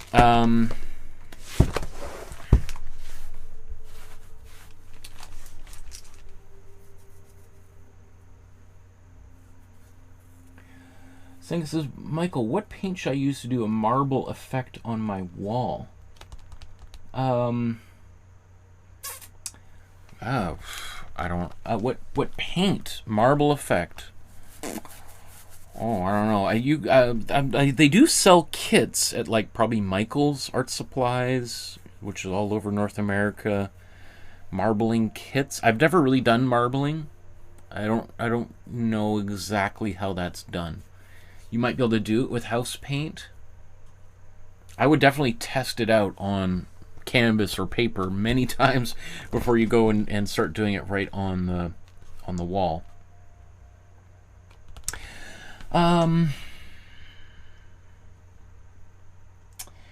So I'll just kind of mention here. So there's a few obituaries that were written after. Oops. So there's a few obituaries that were written about LeRoy Neiman after he died, both in the New York Times, that were, and even the one in the LA Times, that were not particularly flattering. That,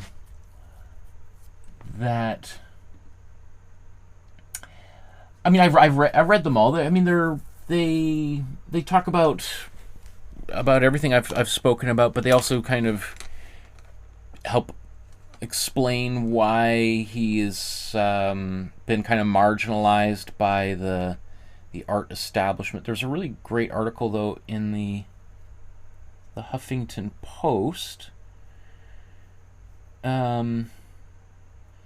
which sort of is a bit of a rebuttal to that and talks about why he should be maybe more well respected.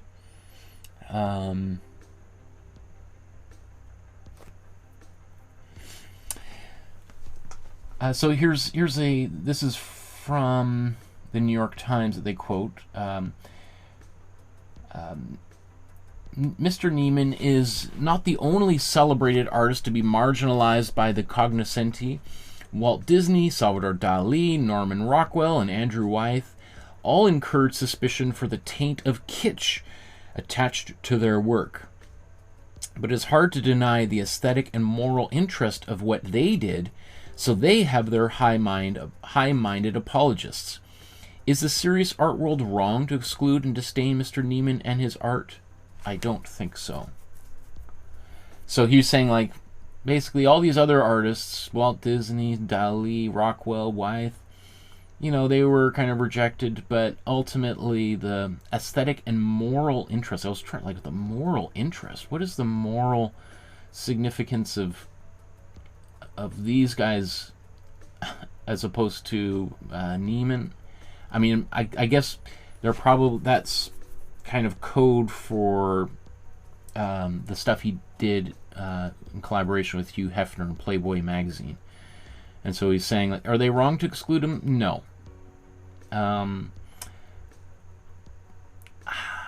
Yeah. How do I will say that one of the things that occurred to me while I was putting this episode together is how I see a lot of myself in LeRoy Neiman. And it's interesting that throughout my entire career, and I don't think anyone's ever brought him up to me. Maybe because they thought if they even mentioned him in association with me that I would be super offended by him. It wasn't really till I was putting it into today's episode and I was looking at his work in depth, especially his drawings, and being like, whoa. This idea of creating art in movement. If you know anything about my career, it's been a lot about making art while traveling, trying to document movement. I've been always trying to document landscapes while traveling through landscapes, whether it be in a fighter plane or while strapped to the roof of a car and such. But he's, on the other hand, been focused on capturing the movement of athletes and sport. So definitely there was a bit, and of course the mustache and all that kind of stuff. And being kind of, I'm certainly I'm definitely way more appreciated by the general public than I am with the art establishment. I mean, I teach at the greatest art university in Canada, so it's not like I'm total outsider. But there's definitely, I've heard the criticisms from some of my peers about my interest in engaging with the public, because the vast majority of of so-called serious artists have not only disinterest in engaging with the public, but have kind of a disdain for engaging with the public, or disdain for the public in general.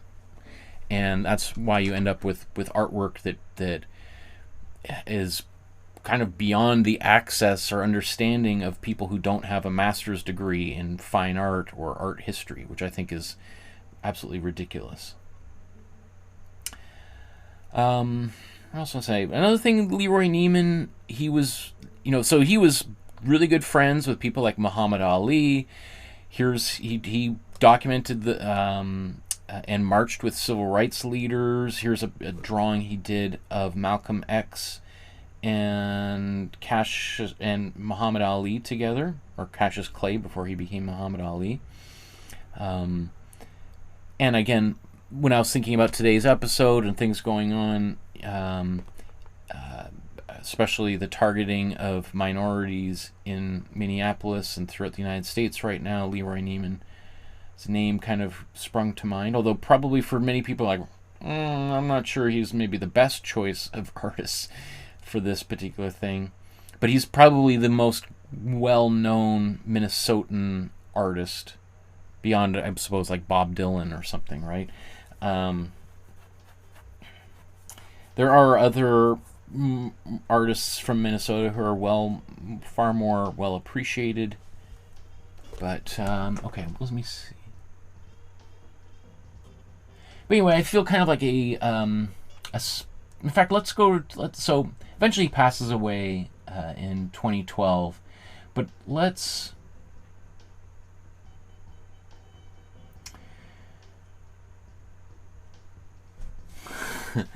Okay, so let's talk a little bit about today's artwork and why I think it's so interesting, and why I wanted to of all of the possible artworks by Neiman that we just looked at for half an hour in this book, why it is that I'm interested in talking about this particular one. Okay, so today's painting is LeRoy Neiman's Jackie Robinson Entering the Big Leagues, 1947. It was an artwork commissioned for the 50th anniversary of Jackie Robinson breaking the color barrier in baseball. It was sold as a limited edition print, and is, not too much bigger than the canvas we're painting on here. So this is a 9x12 sized canvas. His is a 16 by 11, so it's, maybe 30% bigger than this. There's the image there. I'll show you. You can still buy this print in the secondhand market on eBay, or even Amazon has copies of it. So of course, with everything going on in the world right now, especially in Minnesota, I wanted to feature a Minnesotan artist and an artist from the Minneapolis region. LeRoy Neiman is from St. Paul, which is part of the Twin Cities, so he grew up not too far away from where some of the terrible violence and murders of Renee Good and Alex Priddy happened. Of course, Jackie Robinson, being a really important figure in the civil rights era, seemed kind of apropos to this idea of embracing our differences and how our differences make us stronger, rather than being fearful of differences. The significance of Jackie Robinson is I don't think can be overstated. Jackie Robinson, maybe let's just really quickly. Jackie Robinson was born in Pasadena, not Pasadena. We grew up in Pasadena. Yeah, because I went to art school in Pasadena, California, at the Arts Center, and there's some statues for him and his brother throughout Pasadena. But yeah, Jackie Robinson is certainly one of the most important athletes in history. Not only was an incredible ball player, like one of the greatest ball players of all time, but really helped to transform people's attitudes about race, and how absurd it was to prevent great athletes from playing at the highest levels simply because of the color of their skin. And so yeah, Jackie Robinson, super important. The other things, so beyond all of the conceptual stuff here, I think this artwork is a beautiful artwork. It's maybe, if anything, a little bit more sedate than some of LeRoy Neiman's other paintings, which are super wild and even sometimes more abstract, especially when we're looking at some of the football images, where there's big splatters everywhere, which can be kind of tricky to paint, and might even require different kinds of paints or mediums than we're typically using. So this feels like something that's more achievable for the context of our class. There's something that's also very tasteful. I mean, I'm always thinking about, like, even if we're looking at controversial artists, what is something that people might want to have in their home or create and give to somebody else? And so I feel like this is a pretty good example of that. Even if people aren't big baseball fans, that's again one of the things that's amazing about Jackie Robinson. He transcends all of that.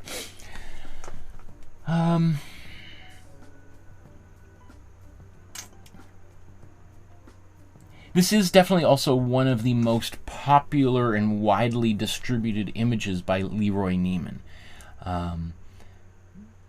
And so that's also something in the back of my mind, thinking, like, if we're going to choose an artwork by somebody, what is something that people might have already seen before, so there's a bit of recognition and they have the satisfaction of creating an artist's kind of more well-known artworks. And as I said, like, there is, even just for me, a surprising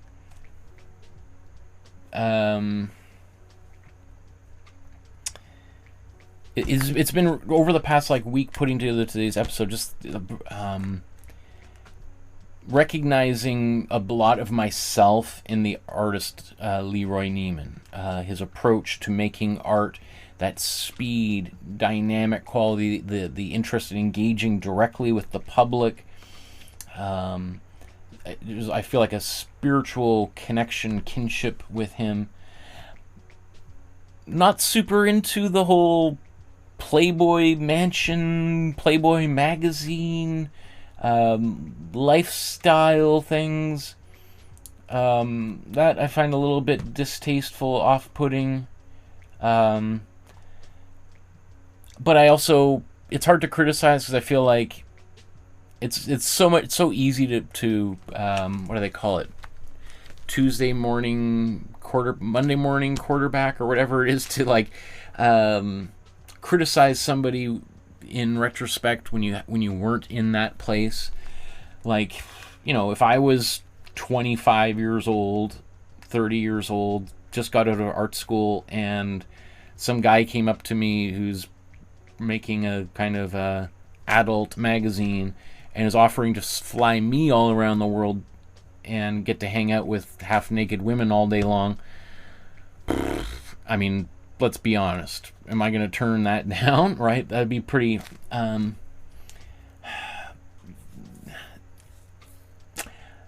mean, at this stage of my life, yeah, I'd probably turn that down. That's not something I'd... But if I was 25 years old, yeah, I mean, that would be... I wouldn't even think about it, right? But I do feel like there's certainly been lots of other artists whose reputations have been rehabilitated and brought back into the fold, who have done pretty terrible things. I mean, let's just say Pablo Picasso was probably the biggest scumbag in art history, and a lot of people have no problem buying Pablo Picasso and looking at Pablo Picasso and talking about him.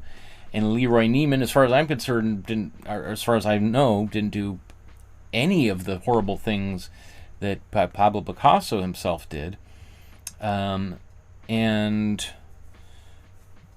so, you know, I would say another thing too, maybe about LeRoy Neiman is the color. There's something about LeRoy Neiman's artwork that feels very 60s, 70s, 80s, and partly because of how successful he was. I mean, he was on the cover of every major Sports Illustrated dozens of times, Time magazine, Newsweek. So his work was featured everywhere. So his work kind of became kind of the part of the landscape of the 60s and 70s, 80s. As much as that, like, he partly defined those eras through his artwork. And kind of a little bit like fashion, those artworks being so tied into the here and now it makes his look feel a little bit dated. That's why, again, why I really like this artwork, is it doesn't feel dated. Like, it feels like this painting could have been made today. It feels like this painting could have been made in the 60s.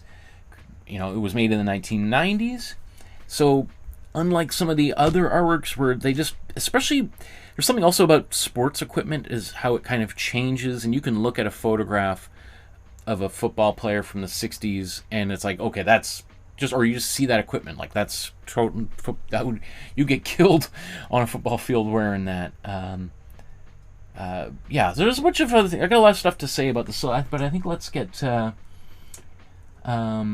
painting here, because I think I have plenty of time. Whoa, okay, yes, let's go. Let's get into this here.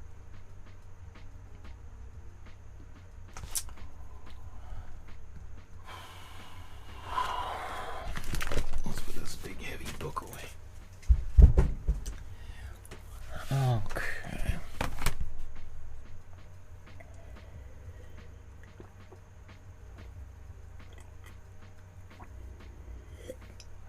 Gotta drink all this tea. I've had this tea steeping here for like 2 hours, which I love. I love my tea really dark, but I know some people, you know, all the tea is going to be over steeped, and it's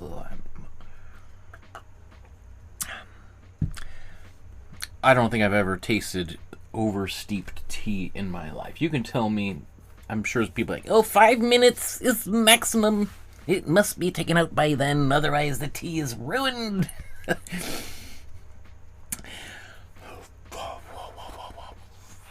Okay, I'm just procrastinating because I know this painting is a little bit out of my wheelhouse for sure.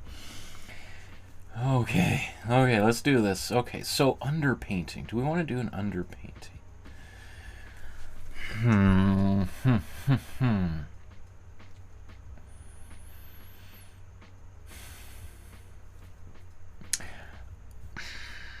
Yeah.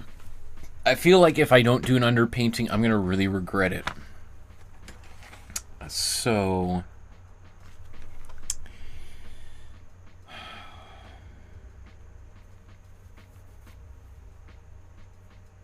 maybe I'll do another purple.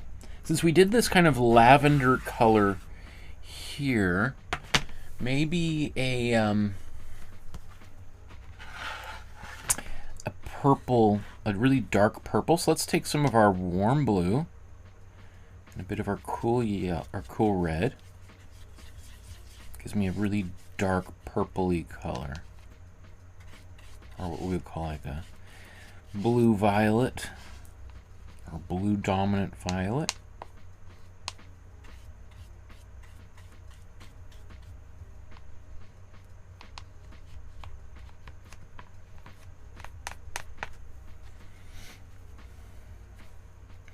I mean, I could, if I add some yellow in here, turn this into a black very quickly. But, you know, as I look at this painting, well, maybe there is a bit of black. It might be a little bit on a brim. Maybe here. There might be a bit of black, but it's just little dabs of paint here and there.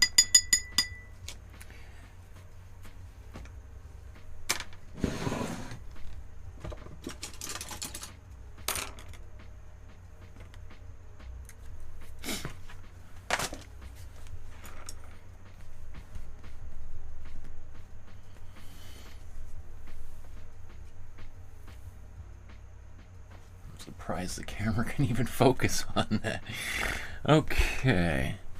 I don't know if you're going to be able to see any of this until I start painting it, but... Okay.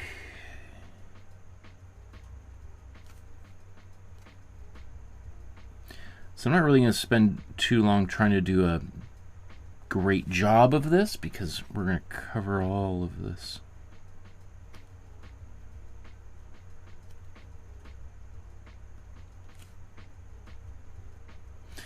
With paint, my main concern here is to be able to, if I do really cover this up, especially with like a palette knife, I want to be able to see roughly, if I can, where some details are.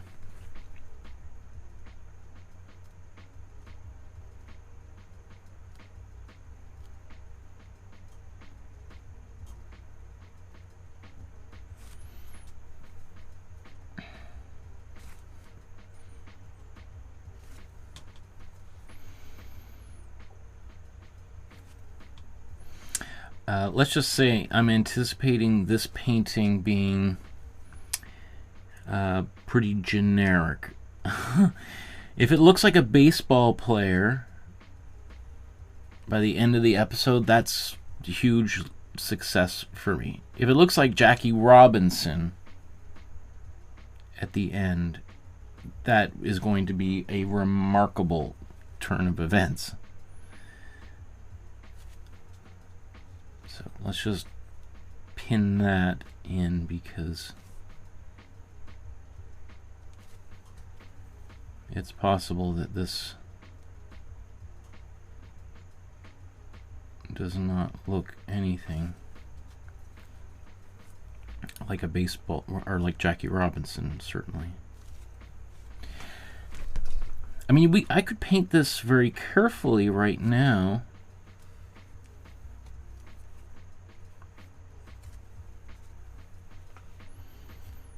But if I want to really try to use a palette knife that, like he did, I'm gonna take some wild risks here. I'm gonna swing for the fences if we want to use these.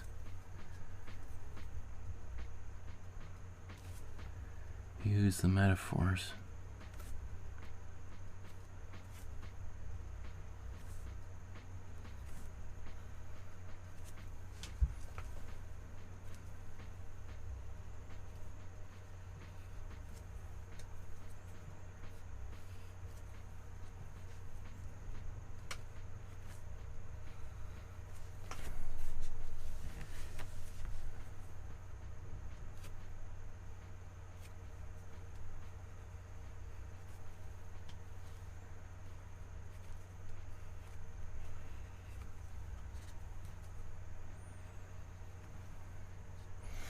So this, I think, is, if you recall, like, I don't know, maybe 3 or 4 years ago, we did a palette knife painting, or a couple of them, by Amrita Shergill. She's one of the greatest Pakistani artists from all time. And we used a palette knife with that one. Actually, I think those turned out really great. I was actually very surprised. I was a little worried when I did it. I'm like, oh my goodness, this is... But it actually turned out pretty cool. So that's my hope today, is that we all look back on this later on and just rejoice.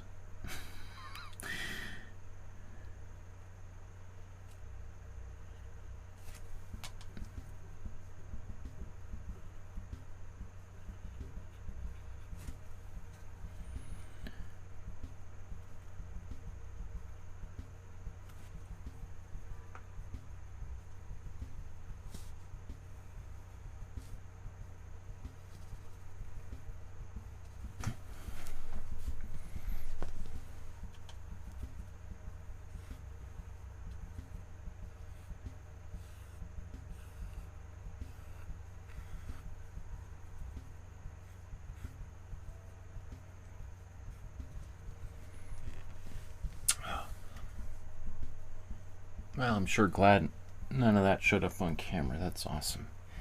Another wonderful achievement.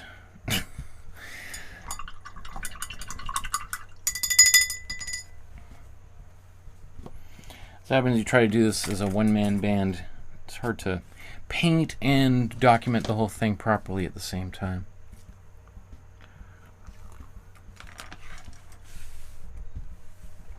Okay, let's blow dry this.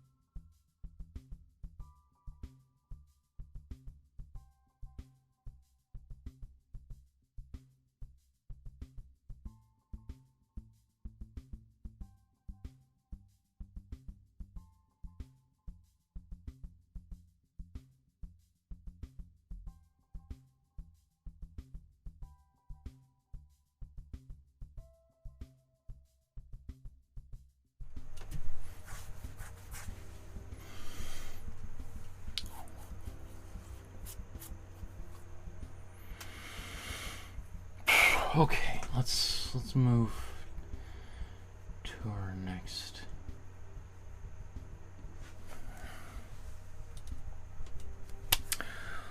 Okay, here we are. We're gonna dive into it. I'll tell you right now, like I'm more stressed out about today's painting than I am about painting the Mona Lisa or American Gothic and, you know, Whistler's Mother and stuff, because I'm using tools, techniques that I'm not particularly comfortable or adept with. But that's the fun. That's also a fun thing, right? If I was really terrified, I probably wouldn't be doing this, right? But I'm kind of curious, and I want to see, can I do this? Wouldn't it be cool if I could kind of master this technique and then have that in the back pocket and I could throw it around whenever I want? So that's what I want to try to. So I'm going to be learning as well as teaching, and you can kind of certainly learn from my mistakes as we go here. So I've just taken out a couple tools. I have a bunch of palette knives somewhere around here packed away in boxes, like we were talking about earlier, Senga. So I was at Michael's Art Supply. That's why the show started an hour and a half late, is I was looking for my palette knives, couldn't find them, so I'm like, I better go out and get some. So they only had a couple on for sale. They're all sold out of everything else, so here's what I got. In fact, let's just zoom in so you can see my tools, so you know exactly what I'm using here. This is Trowel 103 painting knife. I like this because I like how flexible it is. I do like this shape.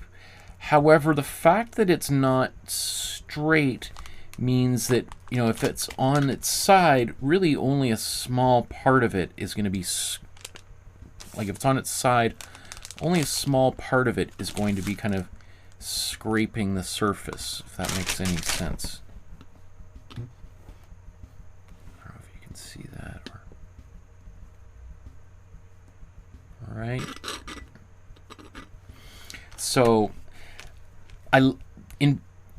aesthetically, I love the look of this palette knife. I'm a little, we'll see. So it's one of those things that, you know, I was at the supply store, looking at it, put it back, looking at it, I'm like, well, it's like $5. Let's see. These, I think, are kind of junk, but they didn't. I much prefer these. They're much more flexible. Although you can get some that are very stiff, some that are very flexible. Different people have different. These are all relatively stiff.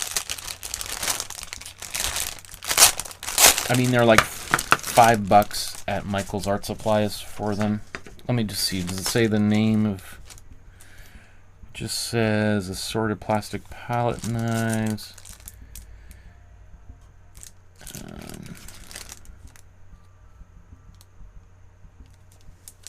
don't know if that barcode is of all I use the specific number. Oh, here it tells us what it's for.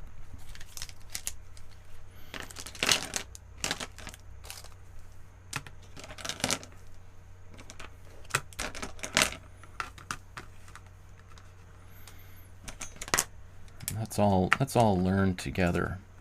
What they say these are for. The top, these ones are for flat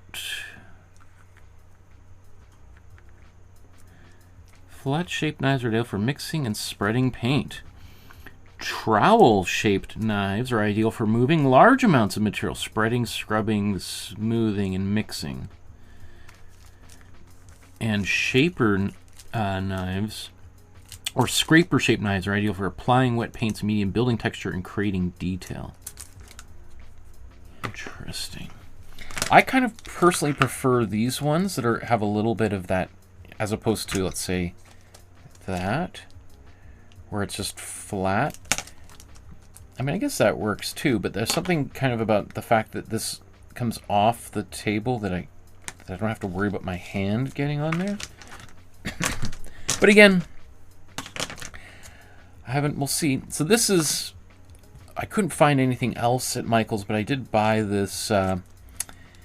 This is from their baking section here, and so this is just your, what would you call it, spatula, mini jar scraper, they call it, for, you know,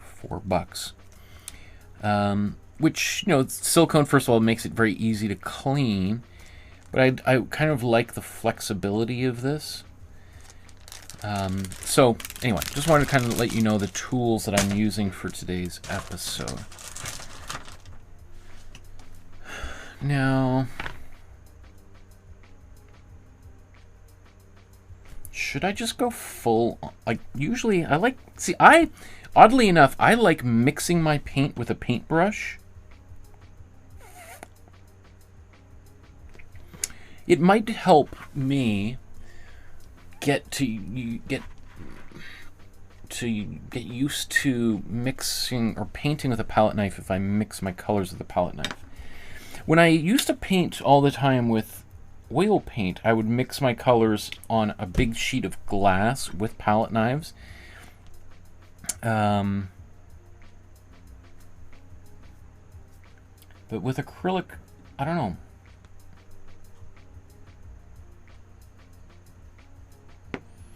Christina says, thanks for being brave live. Yes, or a total fool. Senga says, I'm definitely going to paint this one. Okay, so let's, maybe this, first of all, the color. I think I'm going to mix,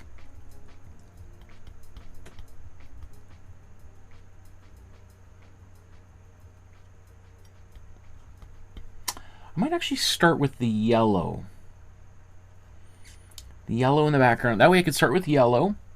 Then I can add blue to get a green. And then I can add more and more blue to get into those deeper and deeper blues. So, because I'm starting in the background, I'm going to just take my cool yellow.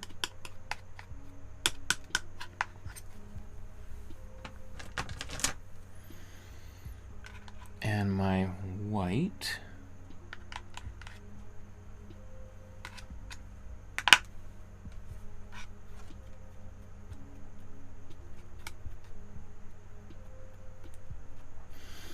So the cool colors work well for background, but there's also adding white to it is also going to help push that color backwards.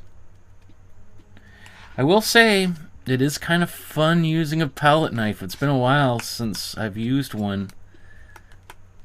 That's kind of satisfying. That's a satisfying feeling. Oh. Okay, a year from now, people will tune in and it's just like, all my tutorials will be done in palette knives. That wouldn't be such a bad thing, though, right? You gotta go where the paint takes you. I'm not quite sure. Oh my god. It's the Amazon devices. Hearing a voice just speak out of nowhere is just terrifying.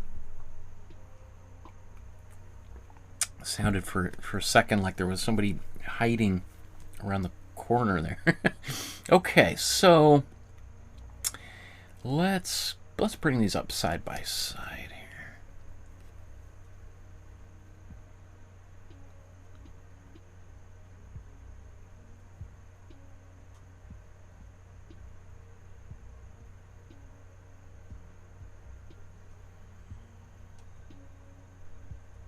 Actually, something up.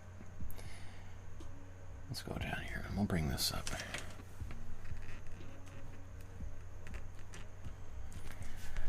Okay, so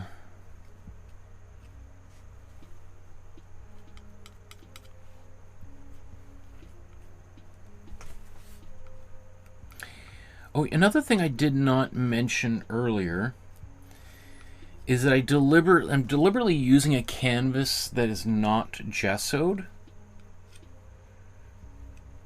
because I kind of want a little bit of build up some texture.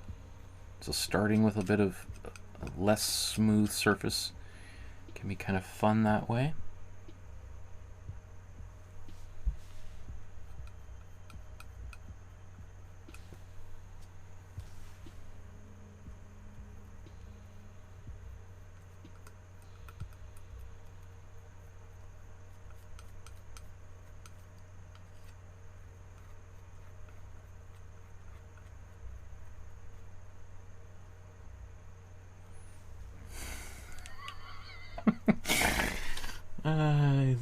Heidi says the ghost of Siri passed.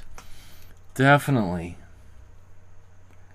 That startled me. Oh my goodness. Just all of a sudden hearing a voice. Oh my.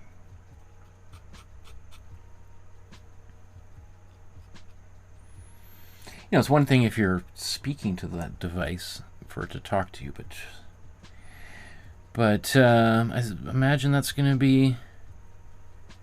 It'll be funny because, you know, 5 years from now, 10 years from now, people be like, would find that very funny.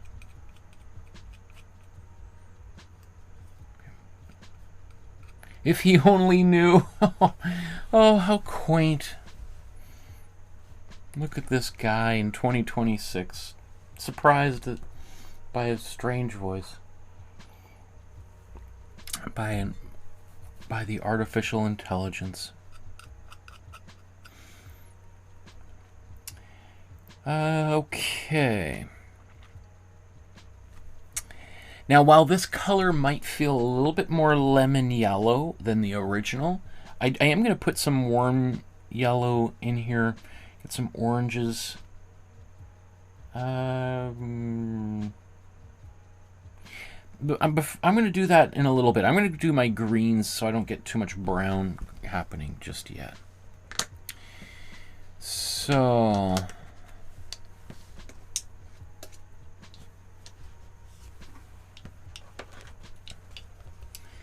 we're going to take some blue. We'll start out with just we'll put a little pile here.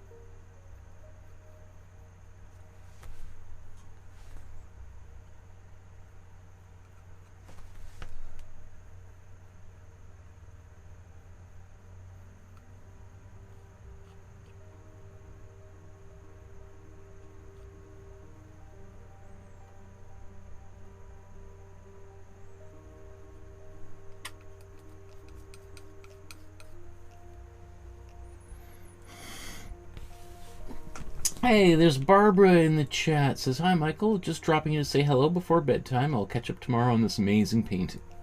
Thanks, Barbara, for saying hello. I hope you have sweet dreams tonight. Okay.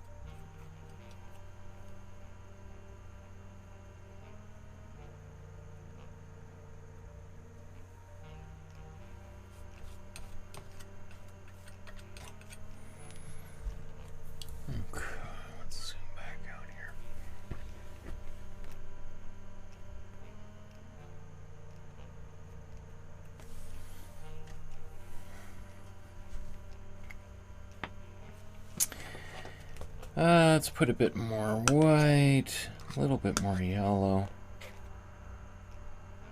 and maybe not so much blue, but let's mix that up.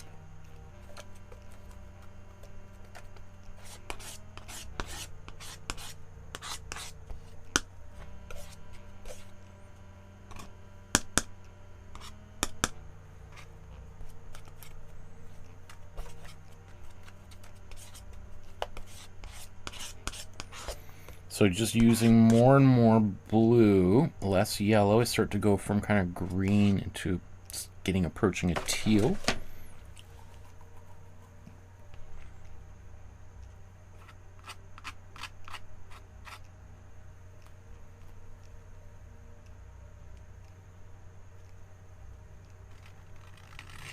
And while technically this is the wrong color here, I'm just going to put it in anyway.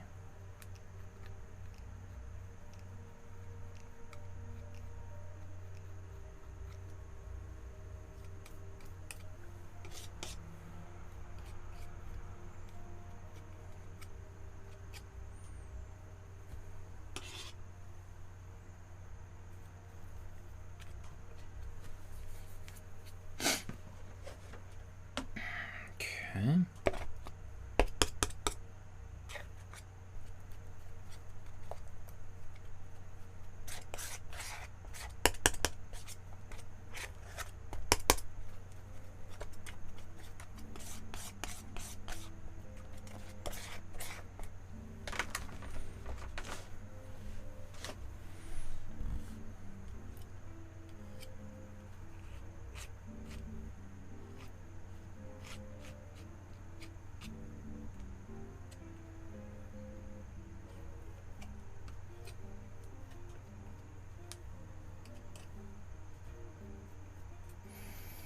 So, I mean, all of this at this stage is kind of fun, and it's kind of not particularly difficult. Where it starts to get quite challenging is when we start to get closer to adding details. And that's where I'm anticipating the most difficult stuff is going to start happening.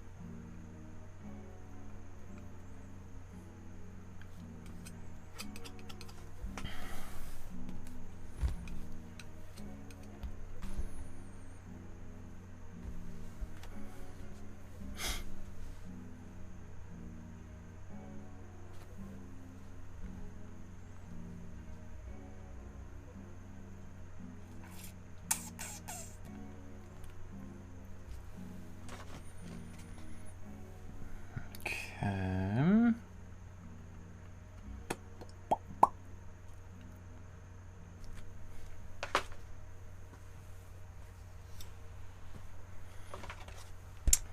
I'm going to take my cool blue and cool red, mix these together to get a purple, which is a different purple than I mixed earlier because it's got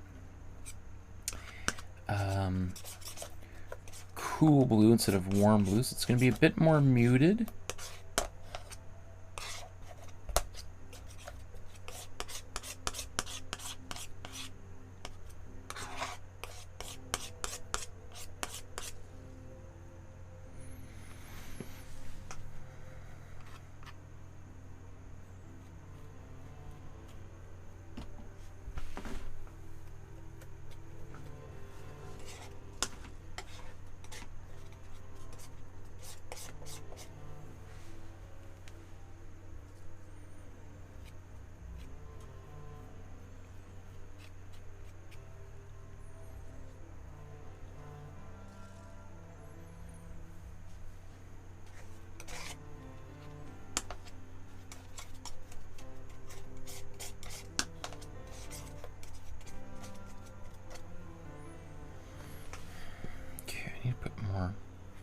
Cool red into this color.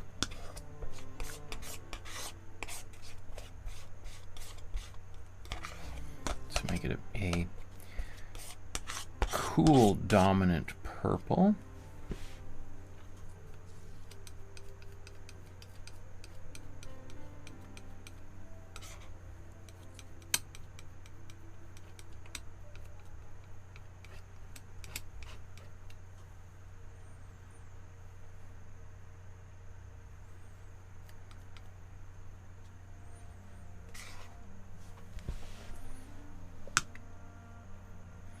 I gotta be careful here because getting yellow into this purple can immediately go take this color and turn it into a brown.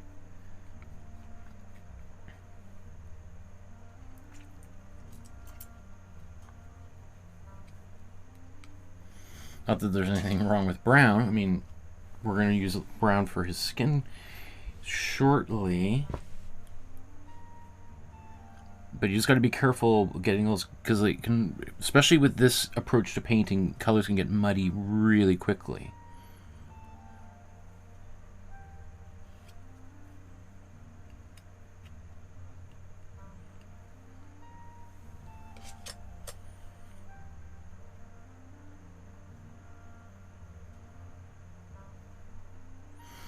I've got a bit of like Easter egg colors going on here.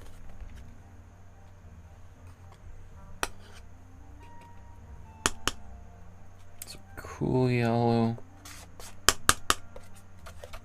Or sorry, cool red and white. Gives me this pinkish quality. I still need a little bit of cool blue in there.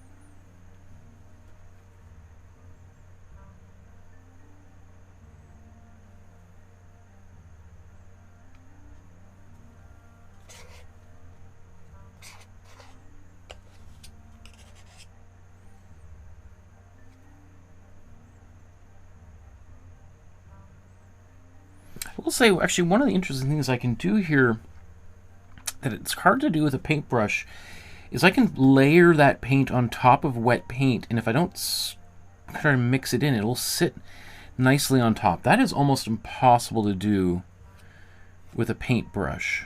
To get that paint to come off the brush, you need to push it into the surface.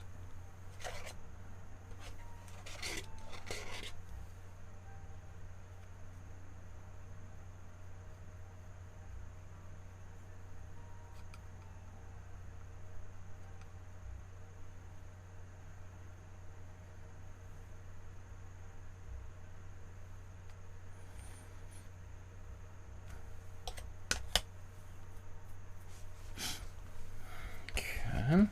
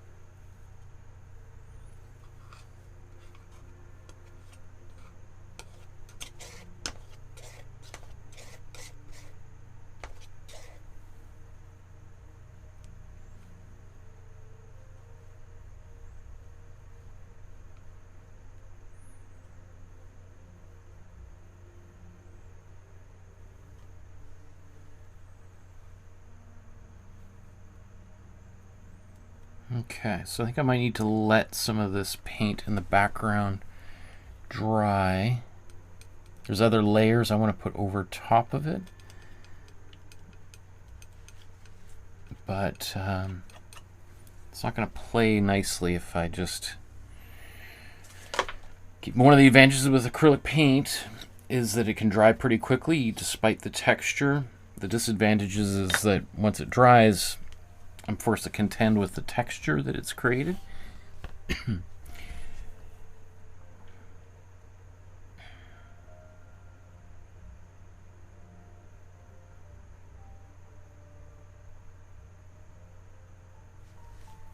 just looking at the textures. You know what? Okay, so I was thinking, I noticed, for instance, there's texture in the... Actually, maybe I should bring it back to this here. Like, I noticed, like, vertical brush strokes, or maybe palette knife strokes throughout this. But I think I'll do that a little bit later on in a different layer with a different color. This is just kind of getting those colors in their approximate positions.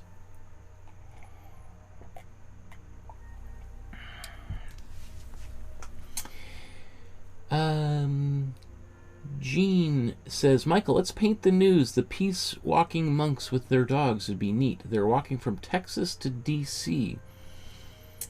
I have heard of them, but I haven't really been paying too much attention to those monks.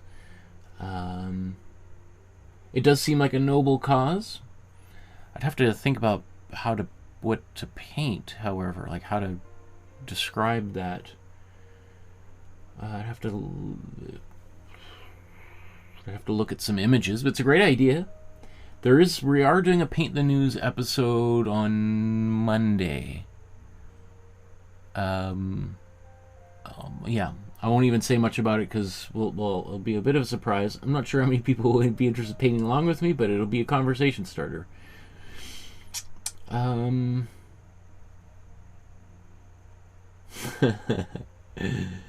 Barbara, you're so funny. Awesome. Okay, let's Yeah, actually, you know what? I'm going to blow dry this a little bit. Here, let's just give it a bit of some hot air. Beyond the hot air that I'm just blowing on it to begin with, if you know what I mean.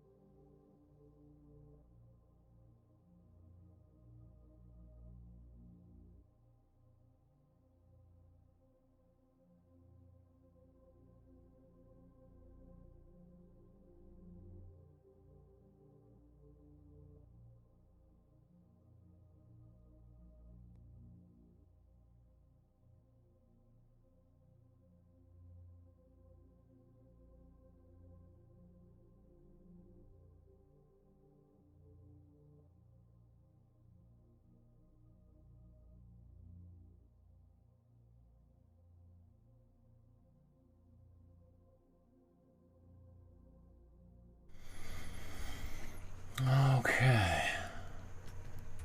I will say that this is probably the easiest part of today's episode.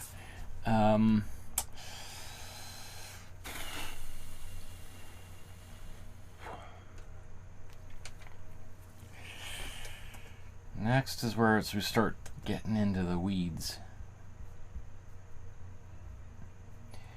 So I'll even just mention... Okay. We're about to transition from the background, where it was just kind of fun playing with colors, throw them in here and there, doesn't really matter, to go in the foreground. This is where it's going to get more difficult.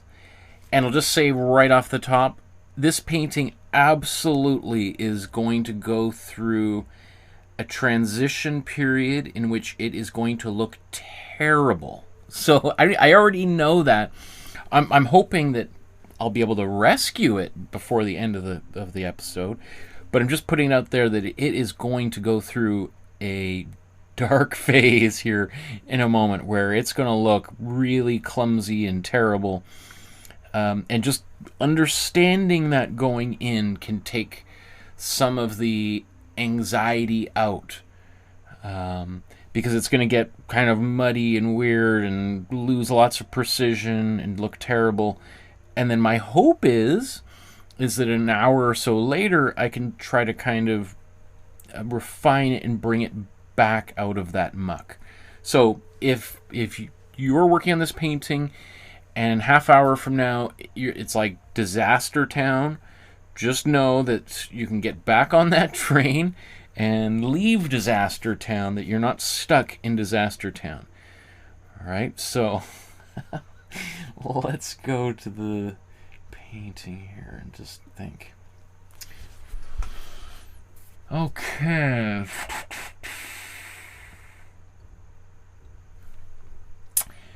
So again, the question is, which color should we start with? So I'm going to start with the skin tones, and then we're going to do the clothing and hat, bat, all that stuff. We could even maybe... Because what I'm looking for is, what is the thing that's behind everything else? Right? Like the baseball bat is behind the hat. It's even behind the hands, so that makes some sense to start there. That's maybe where I'll start. Then maybe next I'll go to the skin, and then the hat, and then the clothing. And then we're going to go back to the background, work there for a while. So again, this next hour is going to be descent into complete mud and bizarreness. So just strap yourself in, because it's going to get ugly, folks. Okay.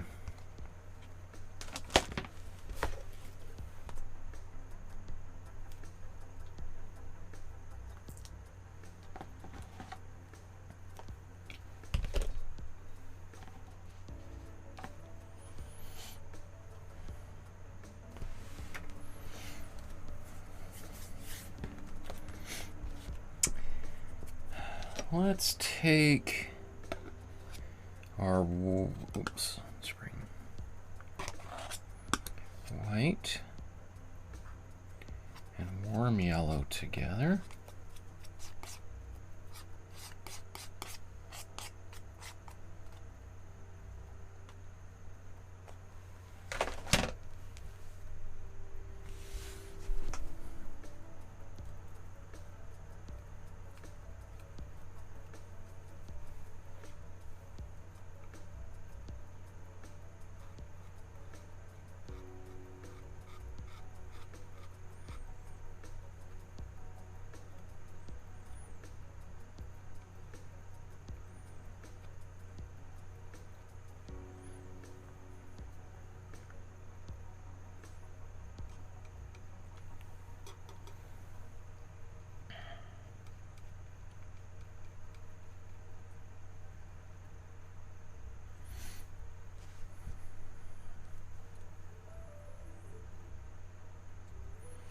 Man, the amount of detail he's got on that face, that's pretty intimidating.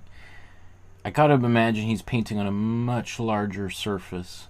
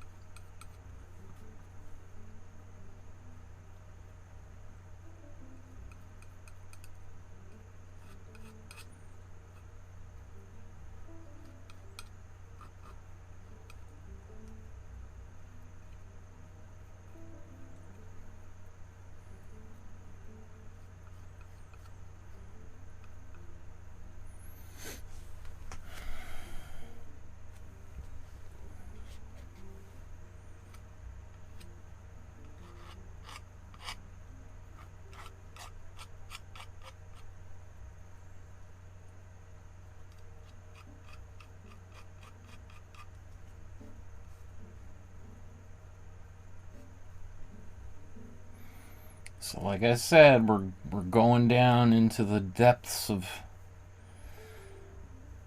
painting here. It's gonna get scary.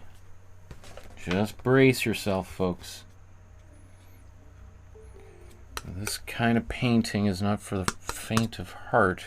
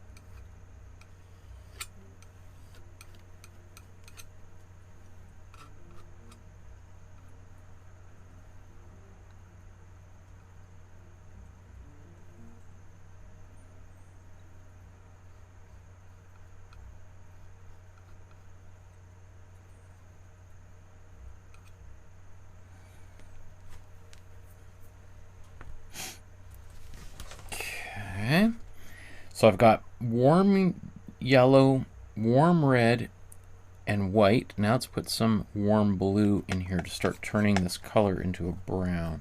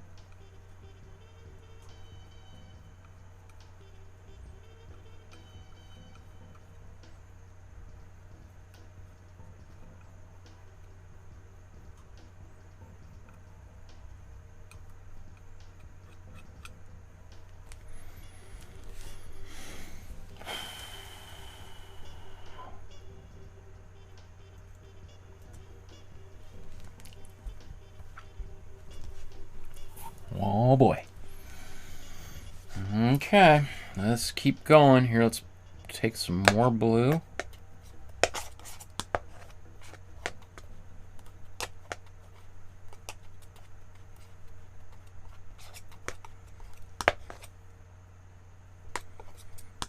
Some warm red.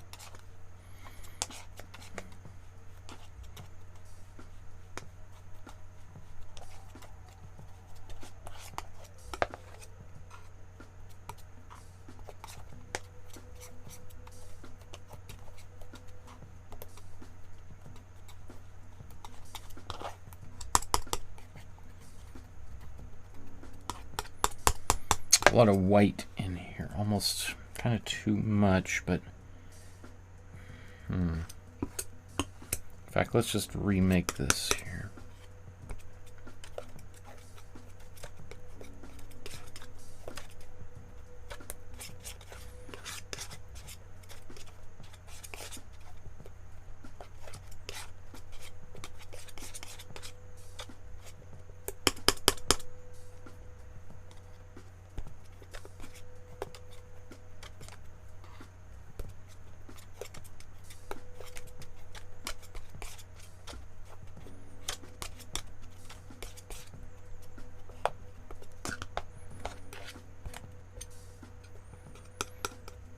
It's almost maybe a bit too dark.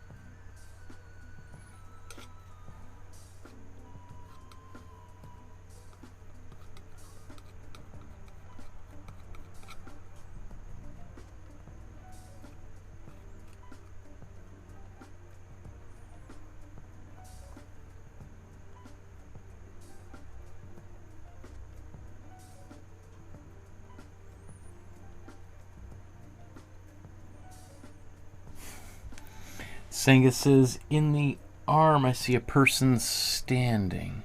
Oh, kind of. I almost see a person's kind of sitting here. Maybe that's a head. That's an arm. Body, belly. Legs maybe underneath. That's funny. Oh, that's great. Okay.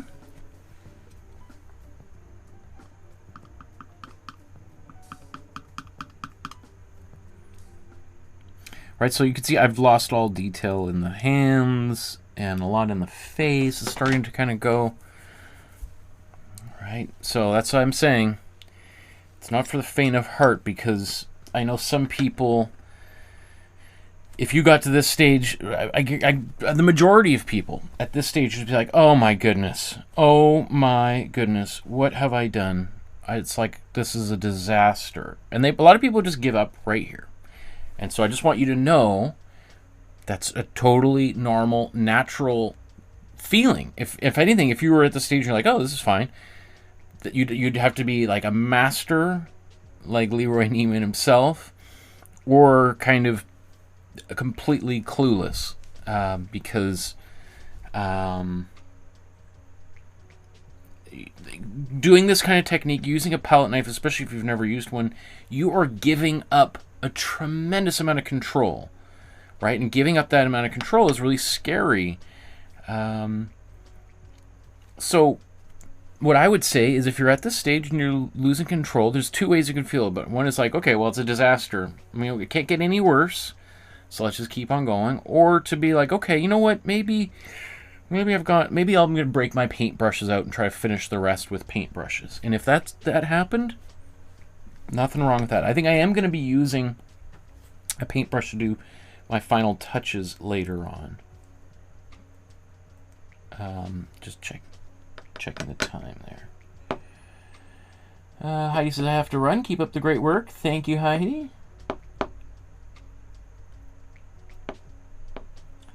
Singa says that's the spirit of the baseball player. That's funny.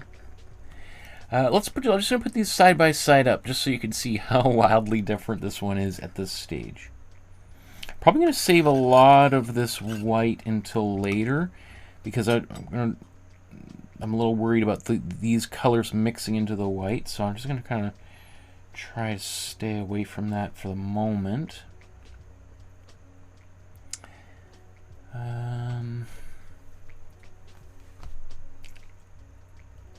We need some purple in here. So we mixed this purple much earlier on that we used for these lines. So I think I can use this purple. I was going to mute it, but maybe...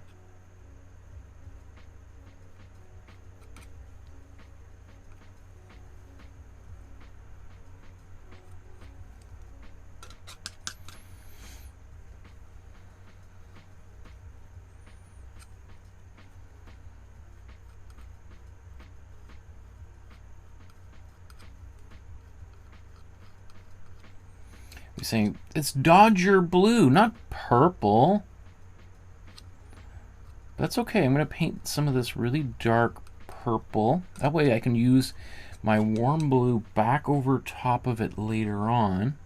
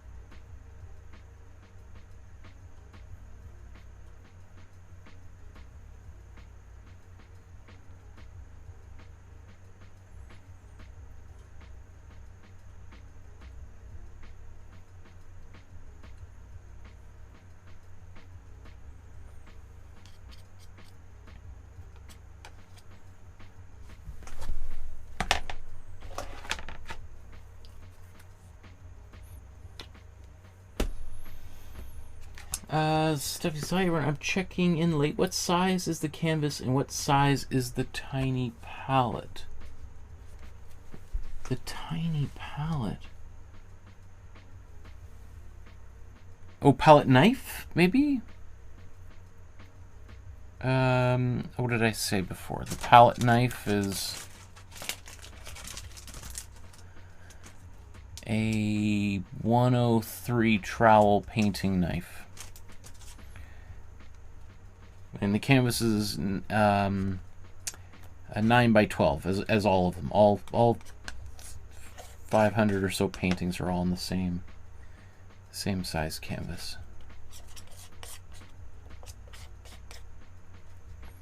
That's something that kind of important to me, that they're all kind of same dimensions, so you can get the same materials and supplies and make any of these paintings.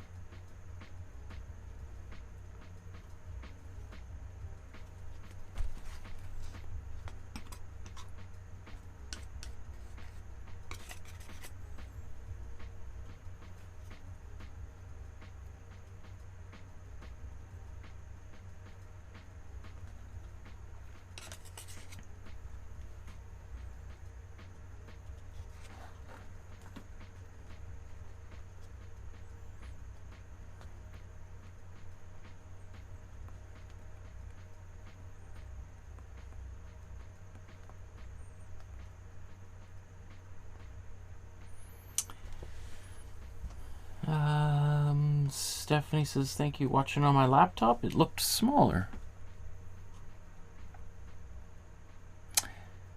Interesting. Wonder why.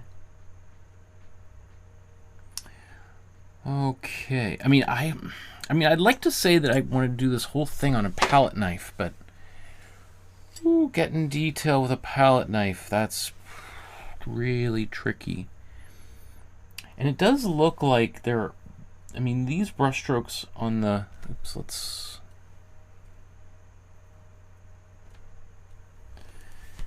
those are brushstrokes for sure. So I think he's using palette, like those are brushstrokes for sure.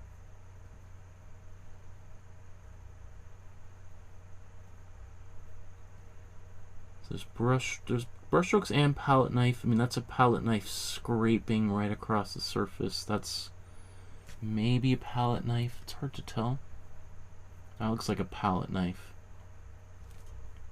And that maybe even looks like some drips. Oops.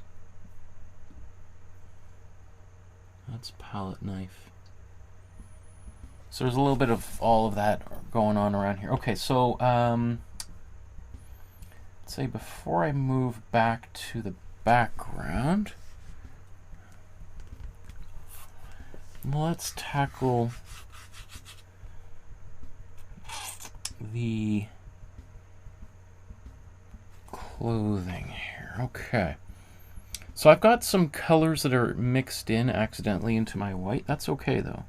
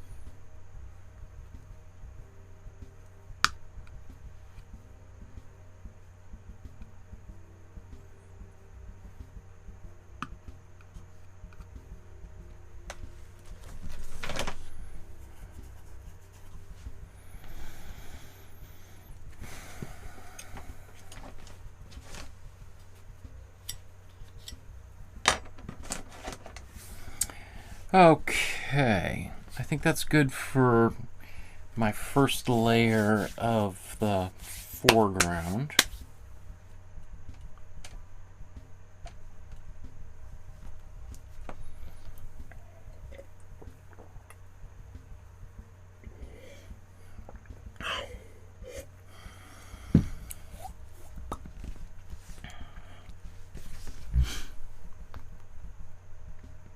I mean, again, this painting at this moment could conceivably be called terrible. At the same time, I kind of like it. Again, it reminds me of Emery de Chergill's painting. She really leaned into the goopy wildness, whereas LeRoy Neiman kind of takes it to the stage and then pulls it back into representation. Whereas she pushed it into almost total abstraction. And thick and gooey. So I'm definitely at a crossroads as to what I want to do going forward. What is my level of tolerance for the chaotic qualities of this painting?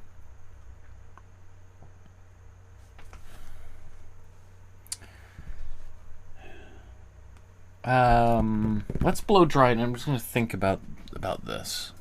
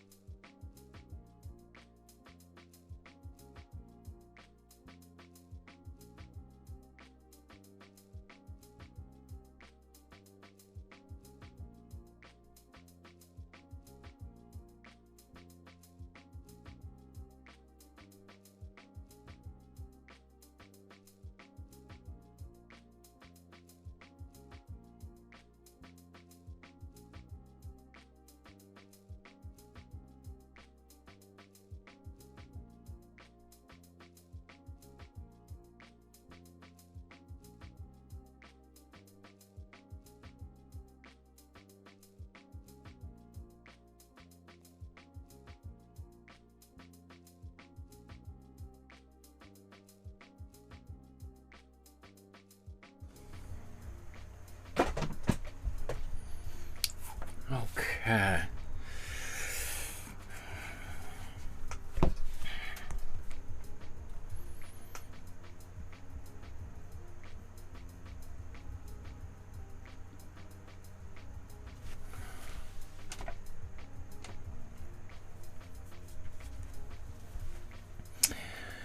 So we've got paint across the entire surface now, so that helps us now start to refine the colors, because now we know roughly what the colors are, and we can start to tweak them and get closer to what they, quote, should be, even though that shouldn't discourage us from using our own creativity to change the colors completely if it suits us.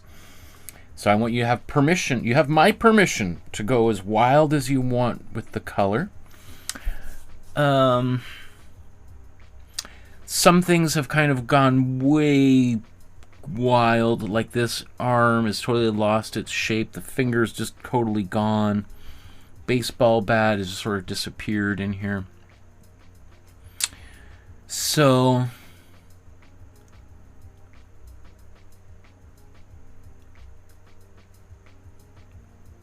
I'm just debating, do I want to...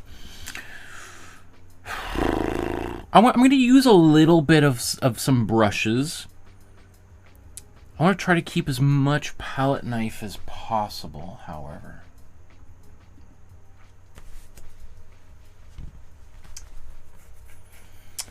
So...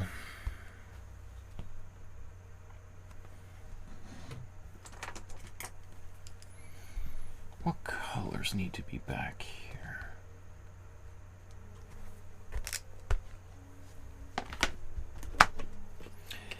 I think one thing you'll notice when you use a palette knife is you use a lot of paint. So just keep that in mind as it's...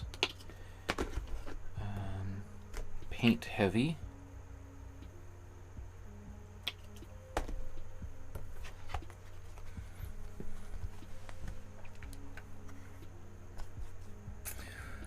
Oops, let's get this here. So I'm taking my warm blue. I'm going to mix in some cool blue into this color. And then I'm going to put some white in there as well. I don't want to that's kind of, now I'm overdoing it there. It's just...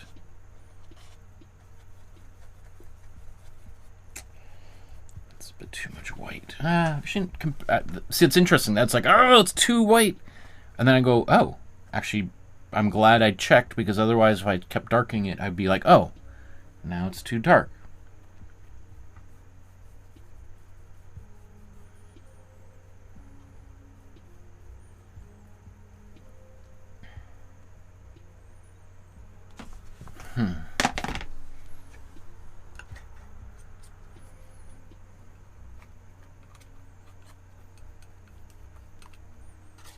Definitely just has a unique quality using the palette knife.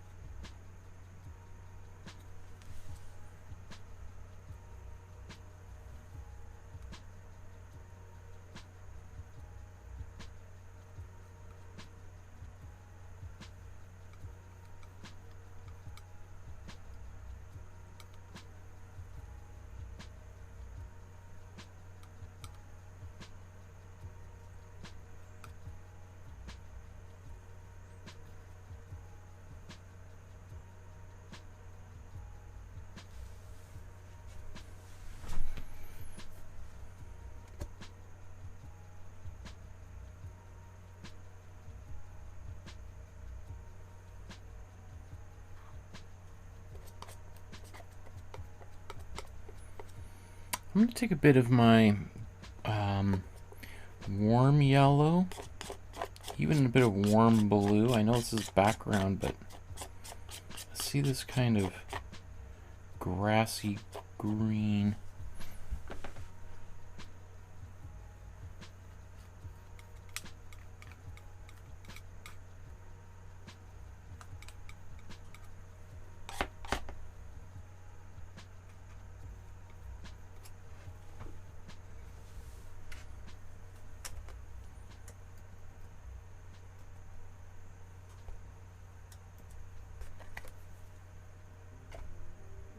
Was I mean, I guess it's a good thing I was confused as to which one is the real, which one's mine.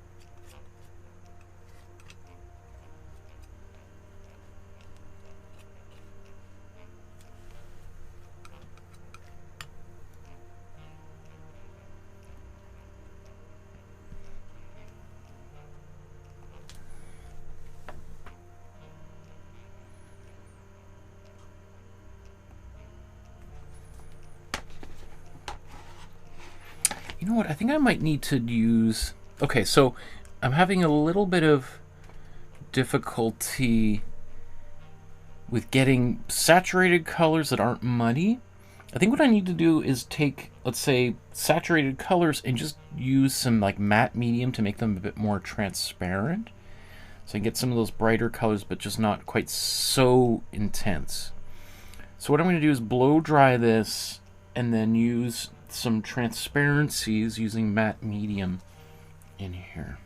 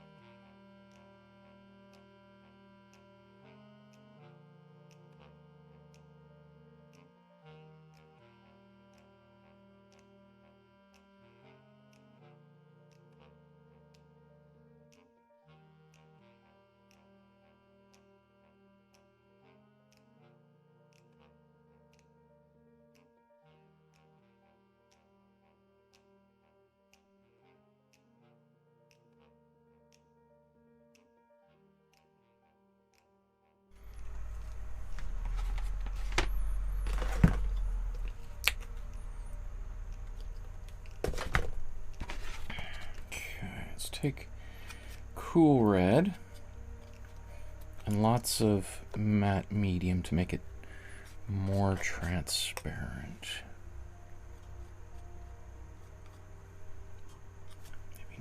bit of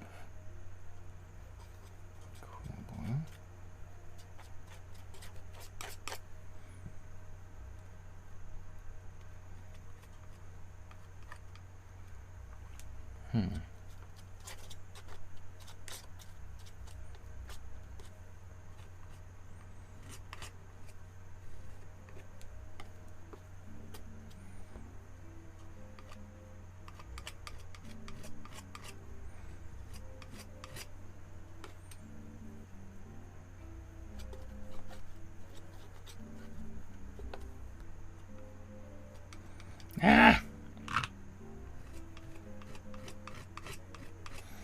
Just negated what I did.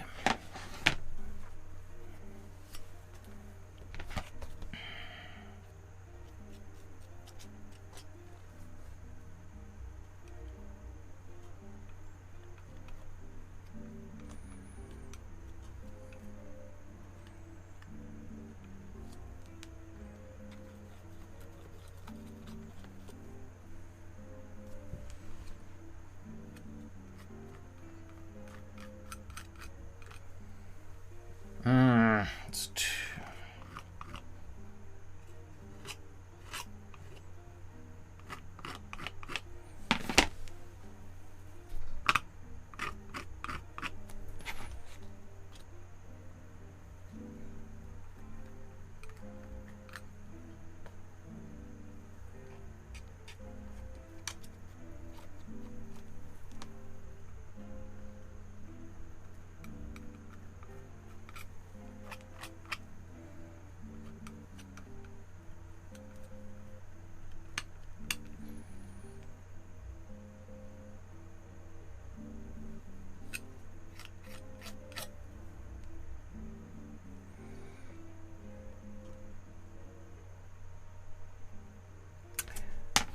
okay. I think I've definitely lost total control over this.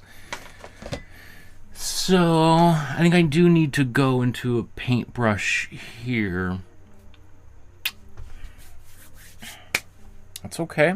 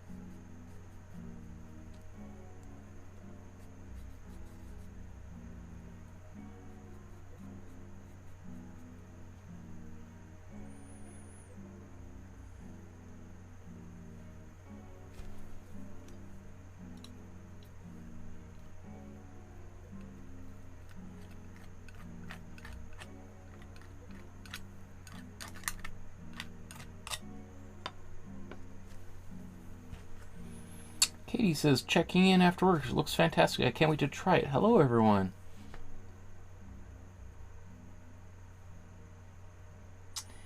Singa says, looks like there's a yellow ball he's going to hit. Wonder, like, is it that there? Is that what he's about to hit, maybe? I appreciate that. Okay.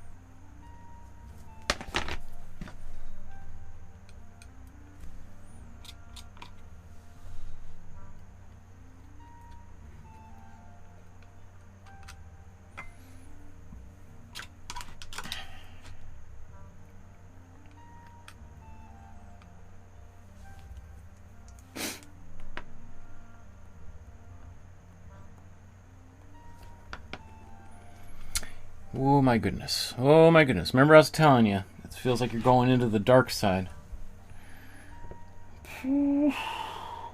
Got a bit of those hot sweats going on, I'm telling you.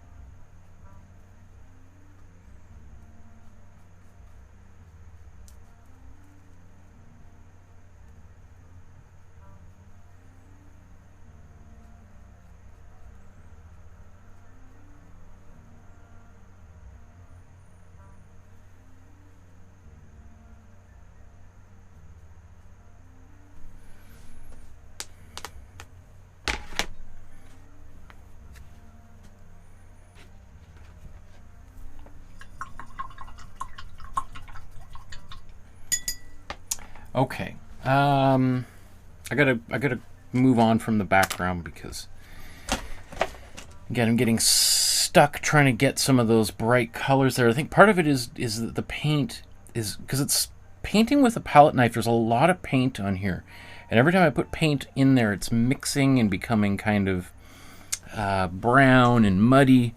So one of the lessons that I'm just learning as we go here is it's very easy to overwork it, and there's something to be said about just putting a color down, even if it's not the right color, it's just leave it, rather than trying to fight the painting and try to turn it into something that it's not. It's just be like, okay, well, it's not the right color, but ultimately who cares? Just let it be, right? Okay. Yeah, so I'm just going to move on from the background. I might come back again to the background, but let's move on to the foreground.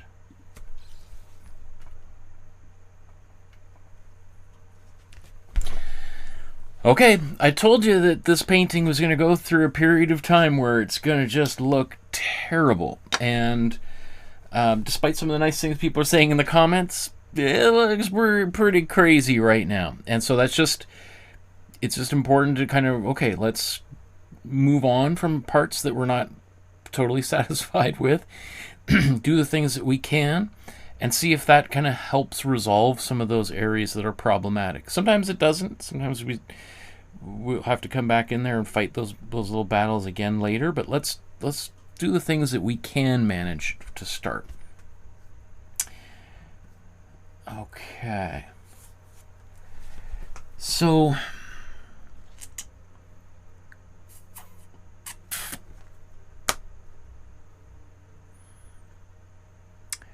what would make me feel happy right now? What would bring me some confidence back?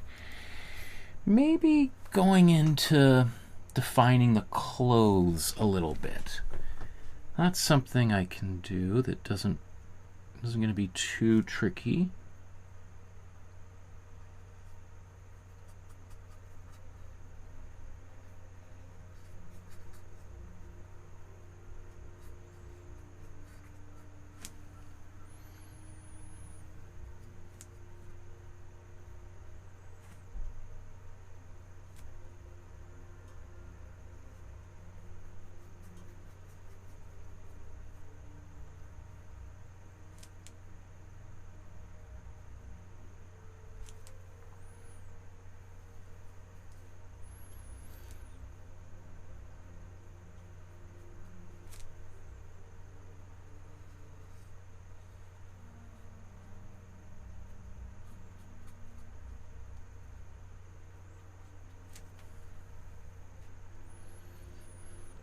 I know that one thing that I hear from people all the time about these episodes is that people appreciate seeing, oddly enough, seeing me struggle and digging myself out of situations.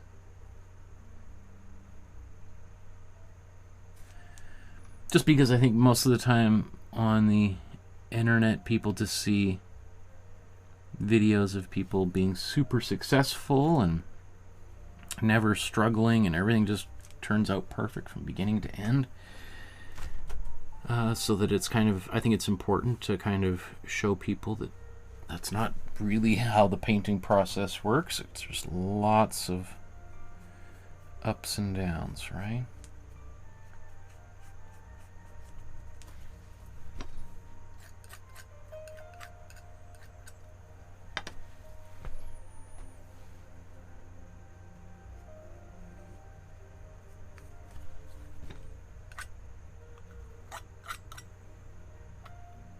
Interesting. This idea of painting a little bit and then palette knife on top, that kind of works.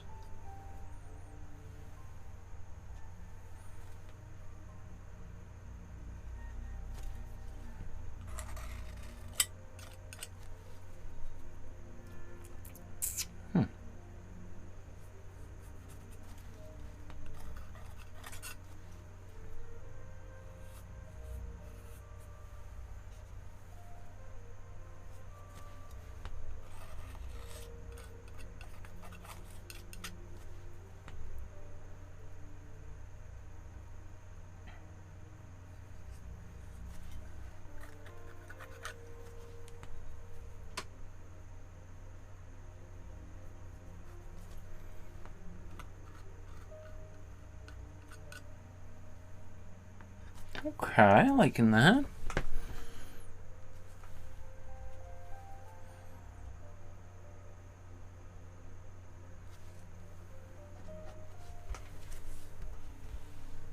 Ah! Sorry, Senga, thank you so much.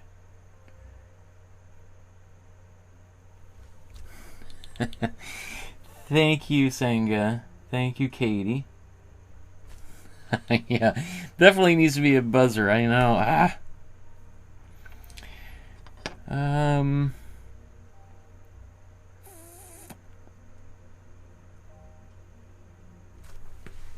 Maybe while we're right here, I'm just gonna...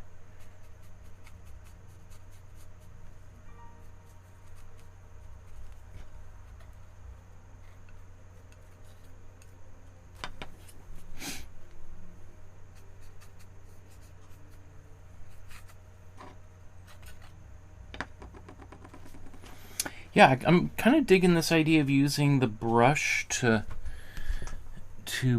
put some lines in.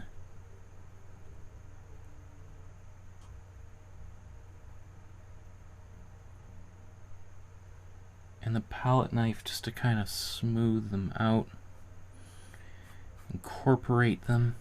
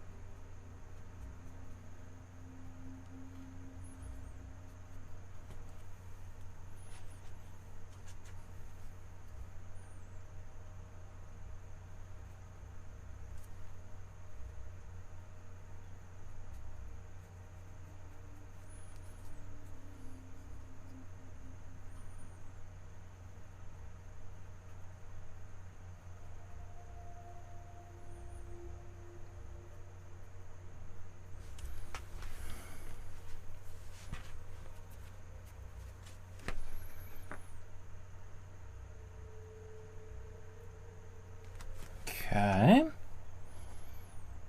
So I think, you know, just getting a couple of things back online, a little bit of the shape again makes a big difference.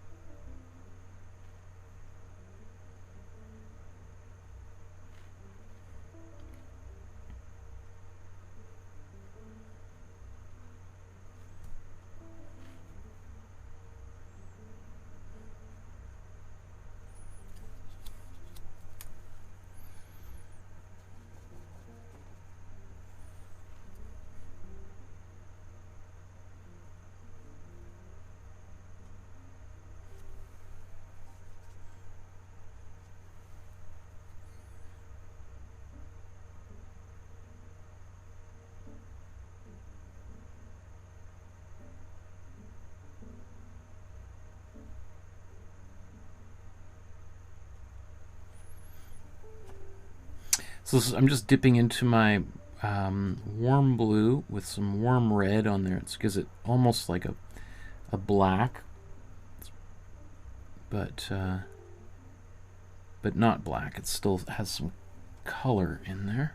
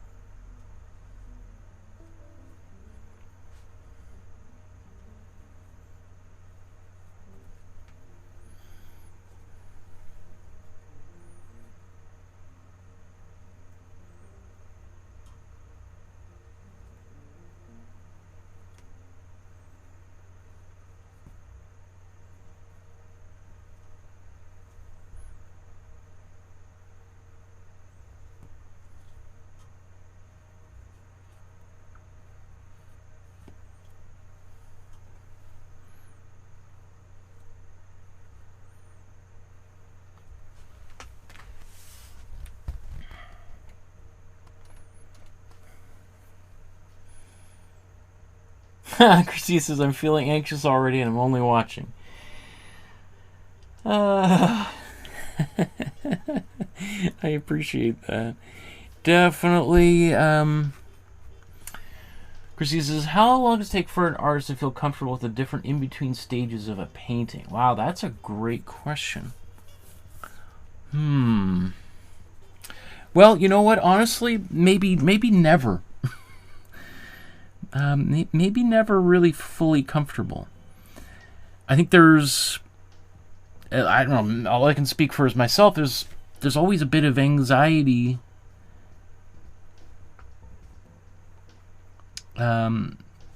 But that's kind of also why I like doing it. It's like, I mean, there is something almost sadistic, sadomasochistic about the act of making art or making a painting. In that, I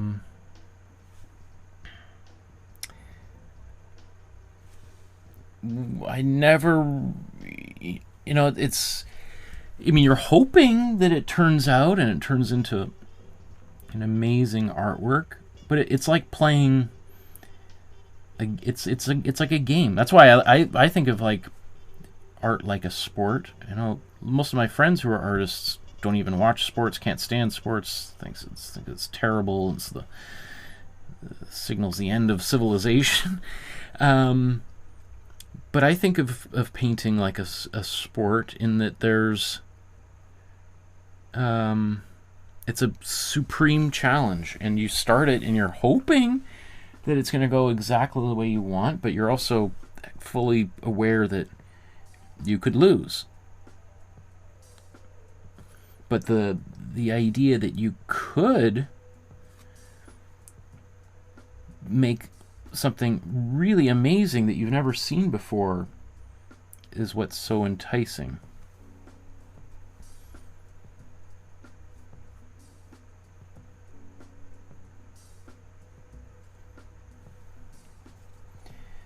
I mean that's why you see, like, you know, great artists are often, you know, they get to the peak of the mountain and then they immediately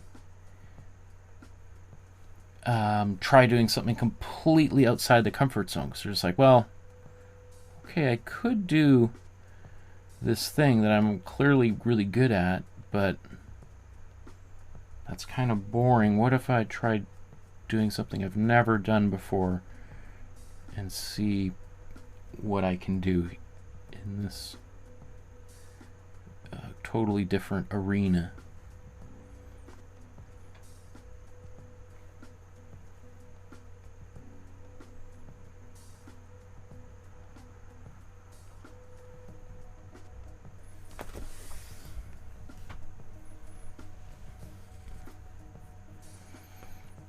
I know it's not satisfying. I think, but that's one point of view. I mean, is it Rimbaud or Baudelaire who said that the desire for every artist is to be able to express themselves as efficiently as the healthy man digests food? The idea being that you want to be able to just express yourself. You don't even have to think about it. You're just doing amazing stuff effortlessly. And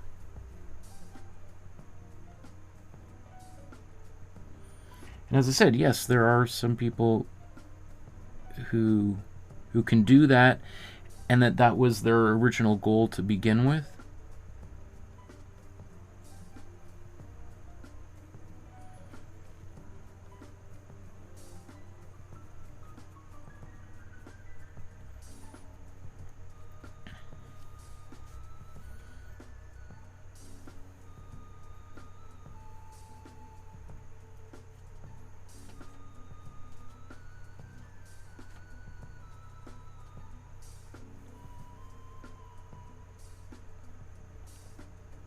I mean, like, for instance, there's plenty of easier paintings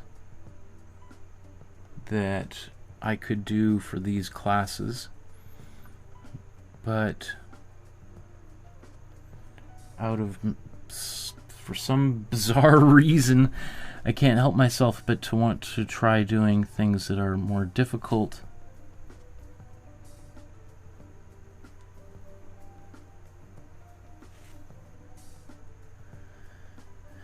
With the idea being that, like, man, if I could pull off something way outside my comfort zone or level of ability, wouldn't that be super satisfying?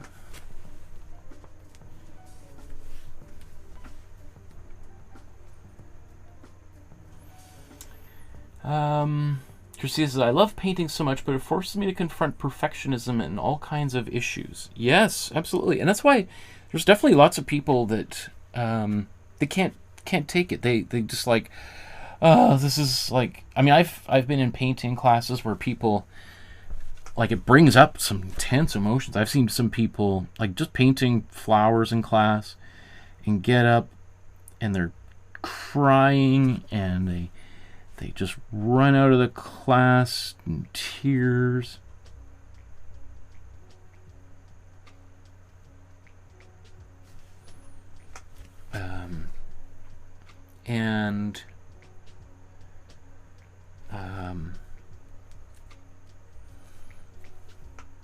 That's not uncommon. I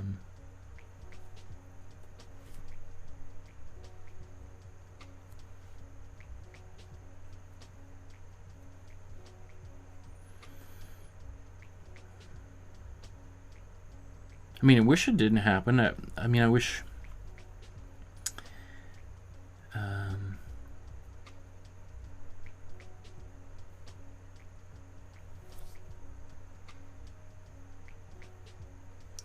and I acknowledge that, you know, when you're first learning to paint, it's a uphill struggle for sure.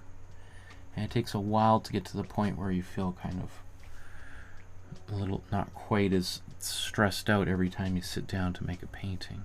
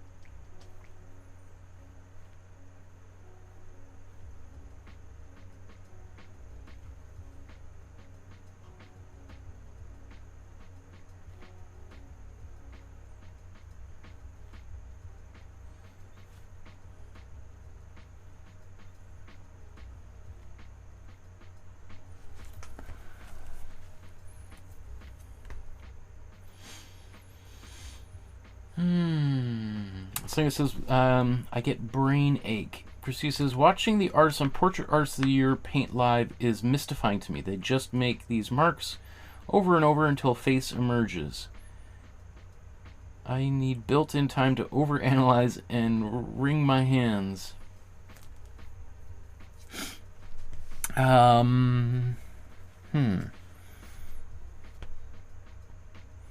Well, just remember that those artists have been practicing for a long time. There's also something to be said about kind of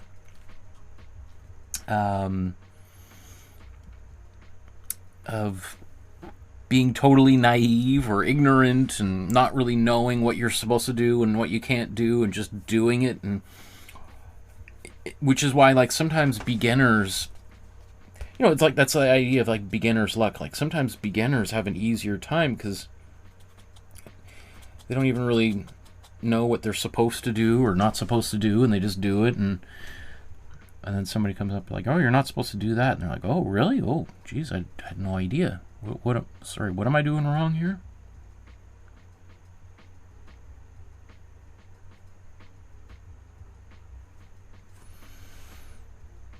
That's why often, like, a lot of great artists make some of their best stuff when they're quite young, before they've, quote, learned the rules, and then they learn the, quote, rules, and then their art plummets downward because they get so caught up in doing it, quote, right?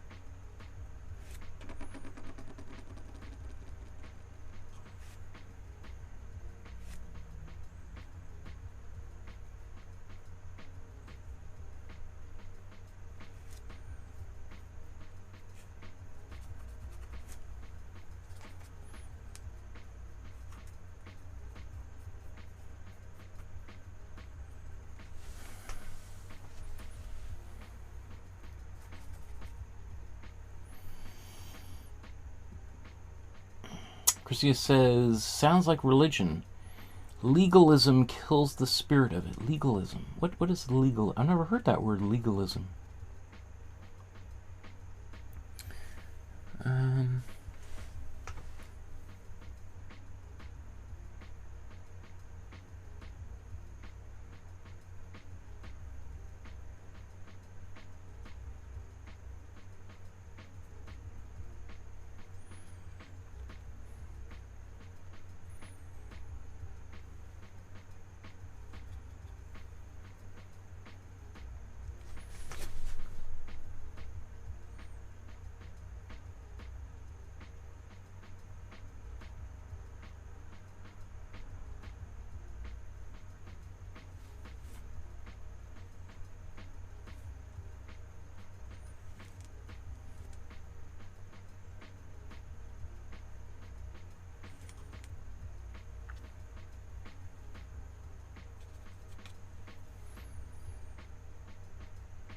Okay, I got a half hour here. I gotta crank this out.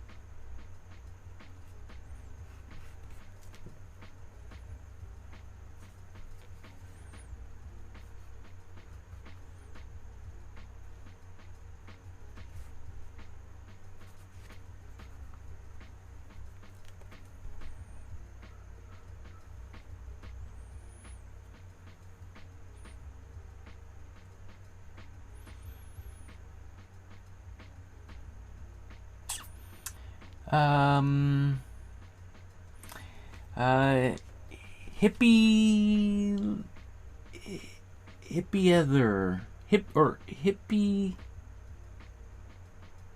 Hippie at Heart. Sorry, I remember last time. Yes, that's right. Hippie at Heart. Hi there, Leslie from Australia. Great to catch you live again. Keep sharing that wisdom. Thank you, my friend. Thanks, Leslie. Jean says, some rules are good to learn, but breaking rules in art can result in something beautiful sometimes. Absolutely. Christine says, not rules in general, but overemphasis on the nitpicky stuff. Yes, totally. Absolutely.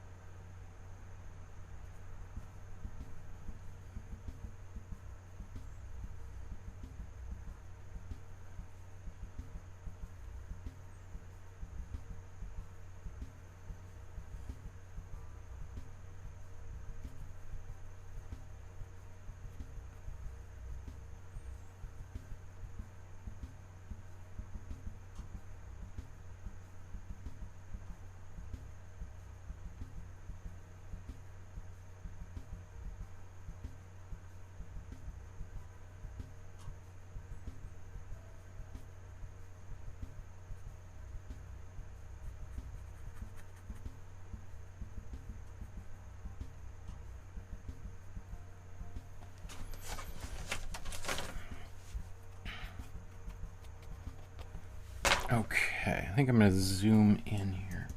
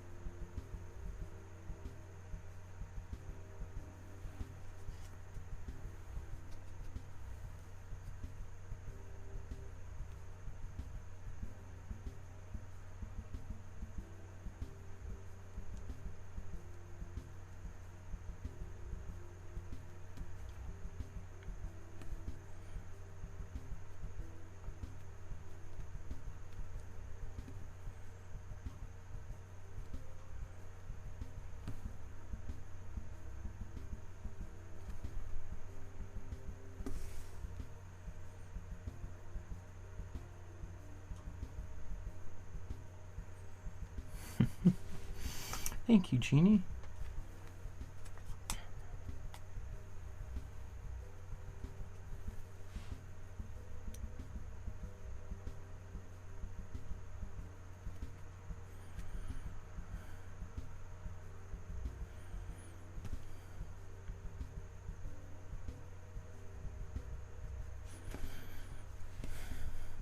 Okay, maybe I should move on. Speaking of hands, from those hands, even though I could still see lots of stuff to do there. And let's tackle this face.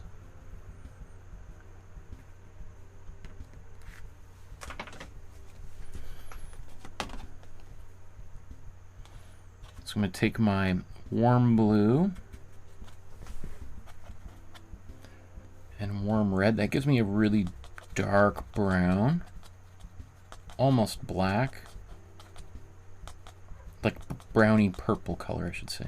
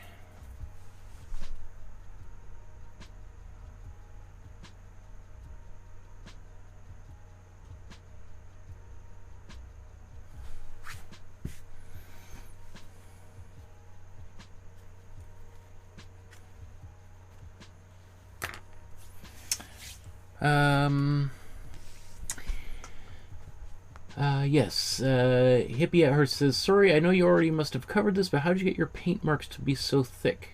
And Jean says, yes, he started with a palette knife.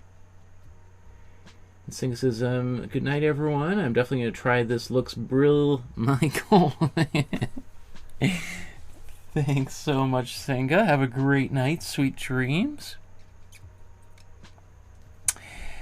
Okay, my eyes are starting to go a little cross-eyed here.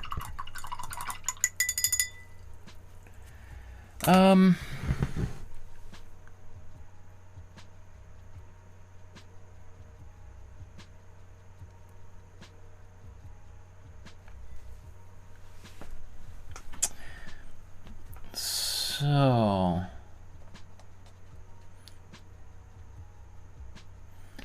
I think a little bit of what, oops.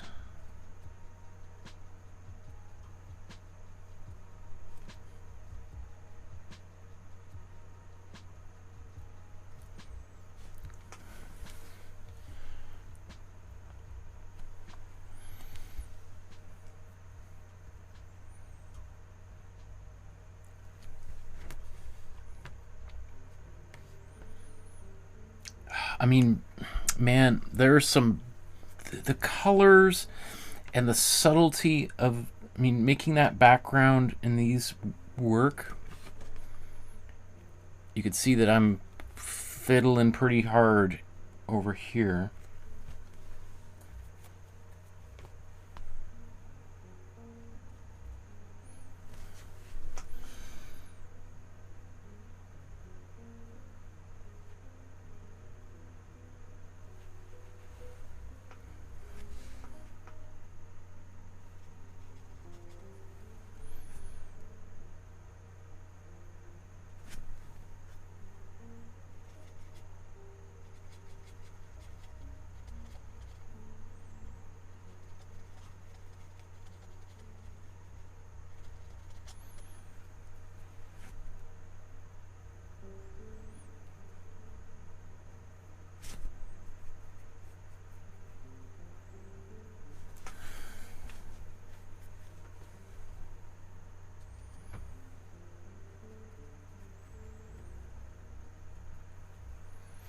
I don't know. Kind of feel like maybe I should just walk away from that and just leave it be.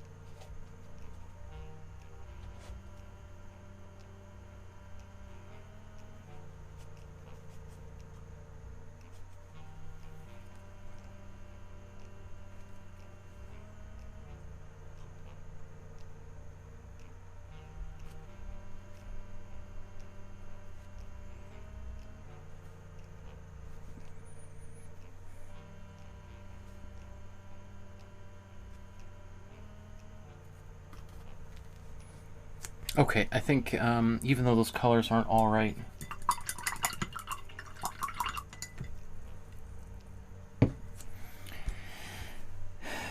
I think it's the painting itself is all right.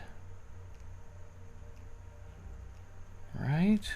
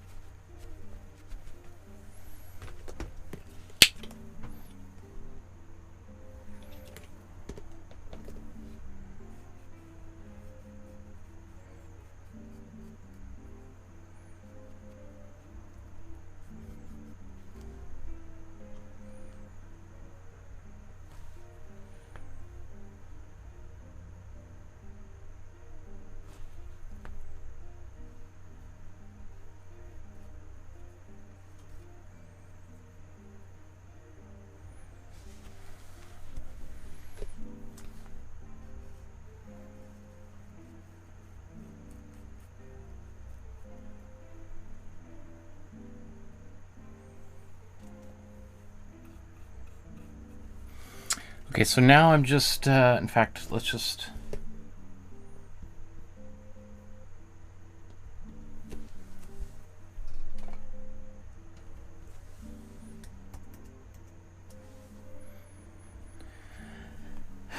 Okay, I think I'm pretty much done here, but I keep fussing, so I'm just going to break this into another chapter and just see how things are going.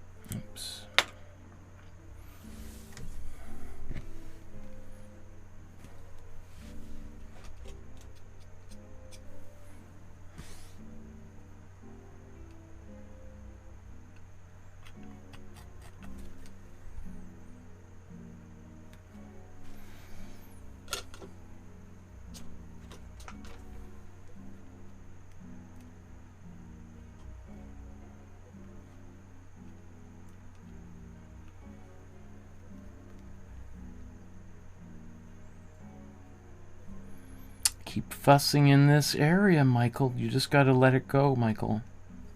You just gotta let it go. It doesn't have to be the same.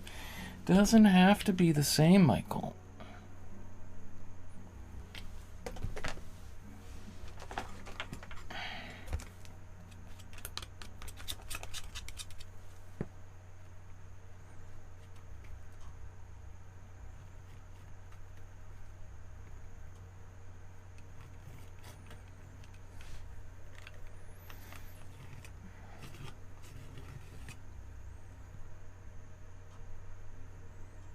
See, what I don't like is that area feels really worked.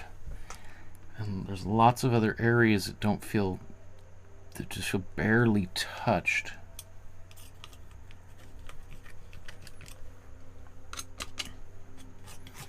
Like there's 6, 7 layers of paint here.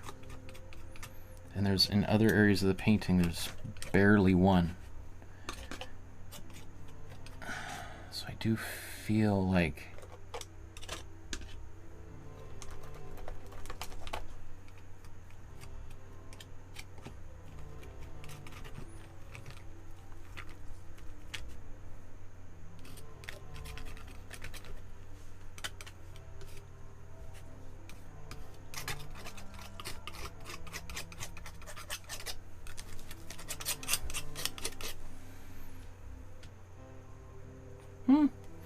that helps, just scraping a bunch of paint randomly all over the place.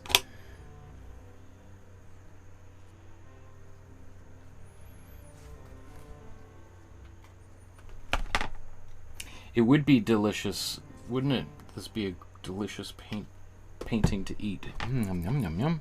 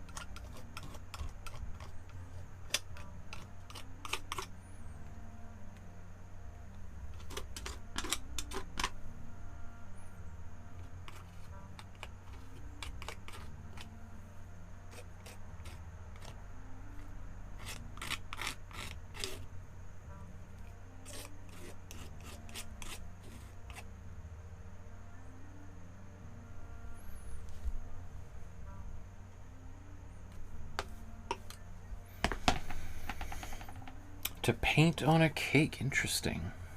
I do know some people that are like literally cake artists, and it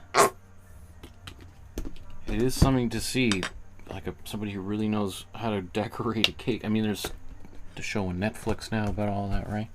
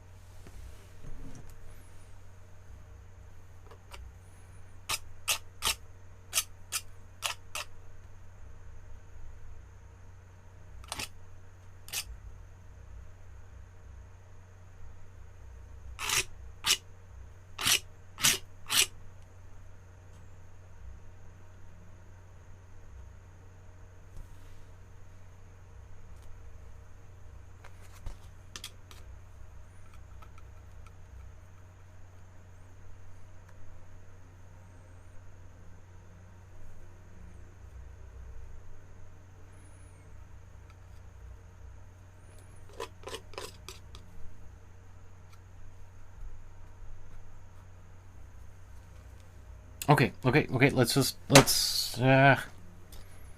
going into the weeds here. Just endlessly painting. Okay. Just walk away.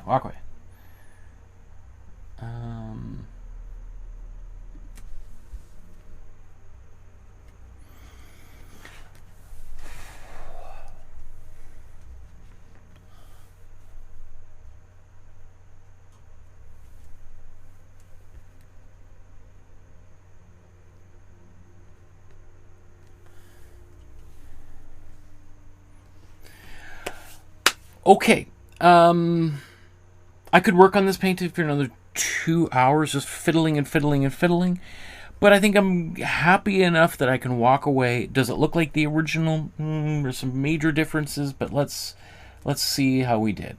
Just before we do a side-by-side comparison, let's just a quick reminder to like, subscribe, hit the notification bell so you know when future episodes are taking place.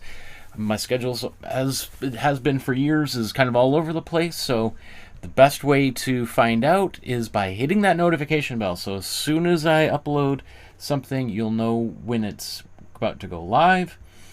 If you want to support the channel with a couple dollars, $5, price of a cup of coffee or something to help keep these episodes coming, please consider leaving a donation via PayPal. You could scan the QR code or enter in that web address. And it'll take you to a page that looks just like this where you can safely and securely donate to support the channel.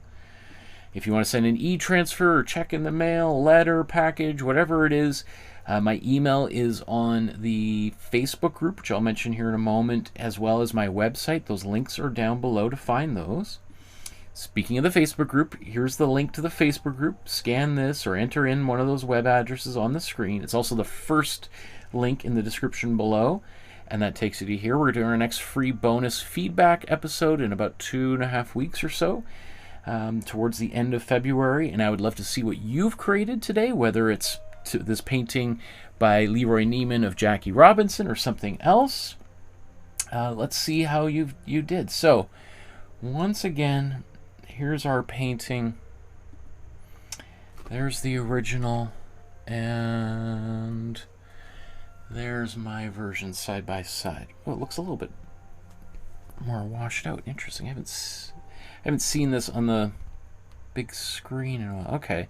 So as I do that, I immediately notice all sorts of things with this painting that I'm less happy about. Probably some of that stuff was stuff that I was just doing towards the very end, kind of making it a little bit wilder. It's interesting on camera. Not so happy with it on camera. In person, I can live with it. I'm happy enough.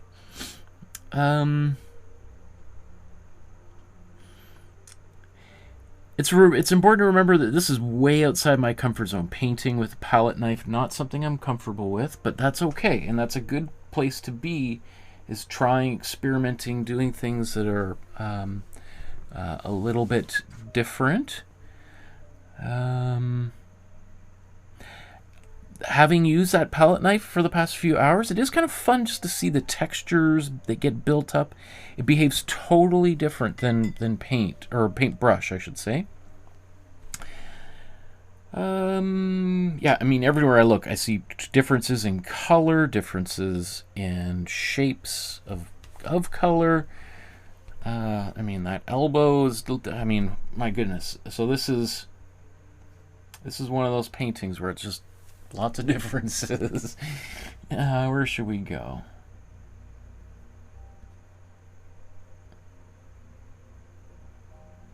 Let's go bottom corner here. But what I do hope is that the spirit of LeRoy Neiman's style has been captured here. Yeah,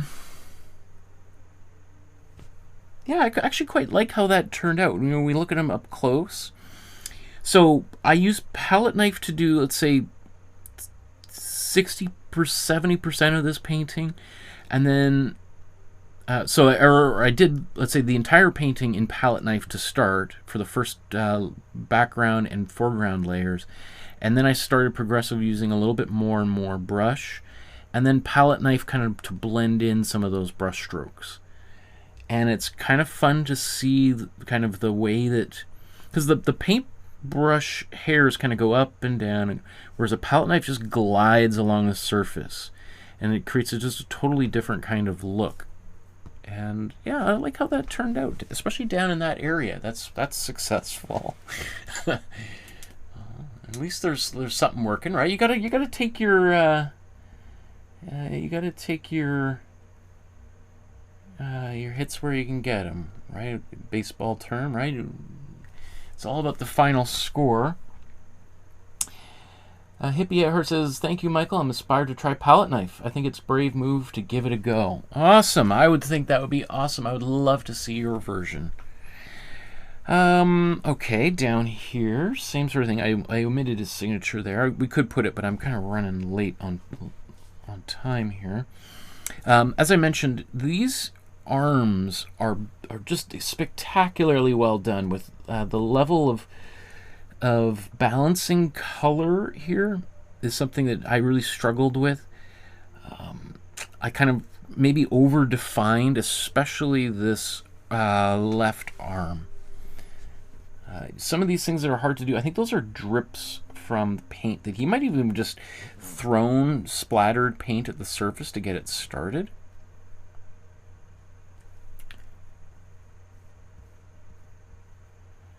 Jeannie says, "I think it turned out great." Well, thank you, Jeannie. You are sweet to say so.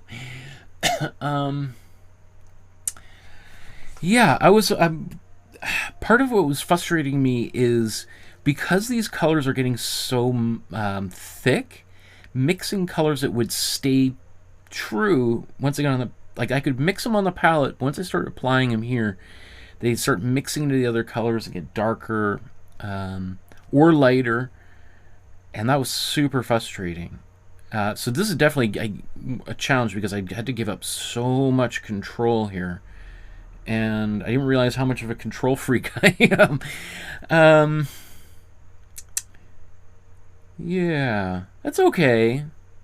I think I just, you know, again, you might have lots of different mixed opinions about LeRoy Neiman here, but as an artist looking at the subtleties of how he defined or even almost didn't define that arm is what makes him so great.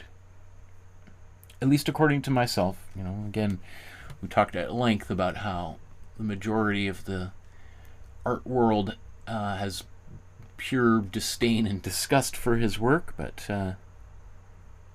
he laughed all the way to the bank, and he's sleeping soundly in his $1 million casket, that's for sure.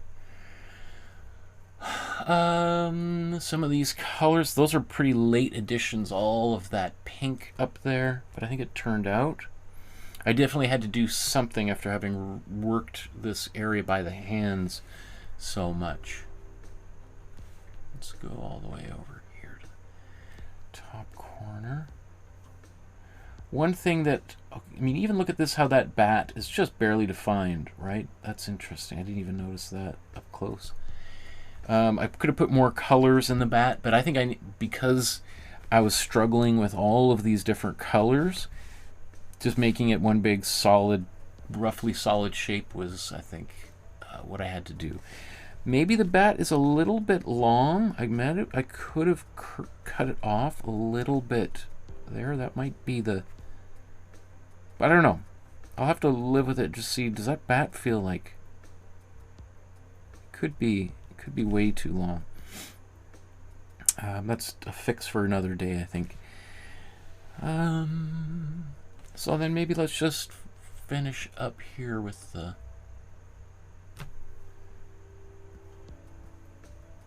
center.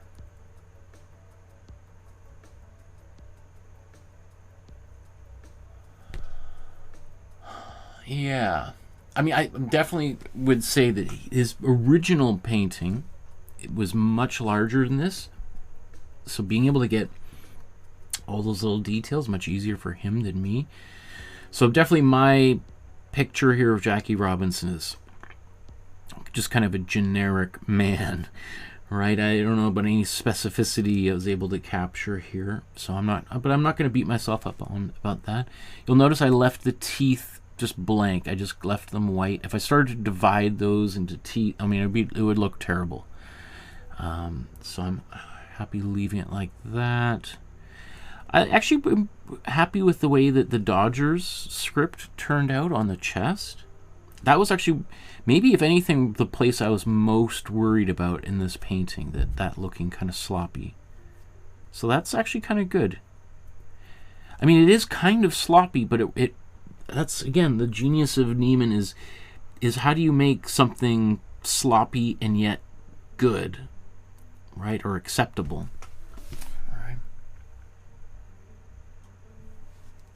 All right.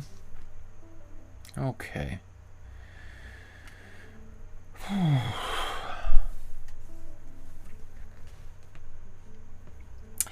There's another one down.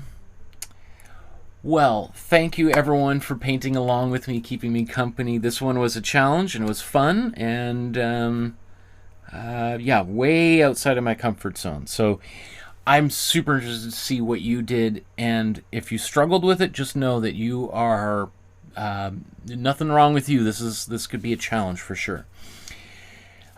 Remember, you know, if you're listening to me right now, you are an angel. You are helping to make the world a better place. That means you care about art, you're interested in art, you're consuming art, you're making art, and all of those things make our world a better place. And I got a 6.5-year-old daughter, and I'm so worried about the world that she's living in. But I think if more people express themselves creatively and create positive change in the world, we will all live in a more positive, safer, beautiful world. And that's all I can hope for my daughter. So thank you for helping make her world and the next generation a better place than it is right now.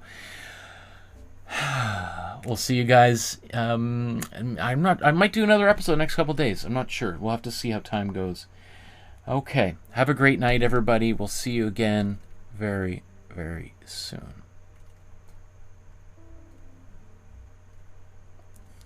Bye-bye. Oof.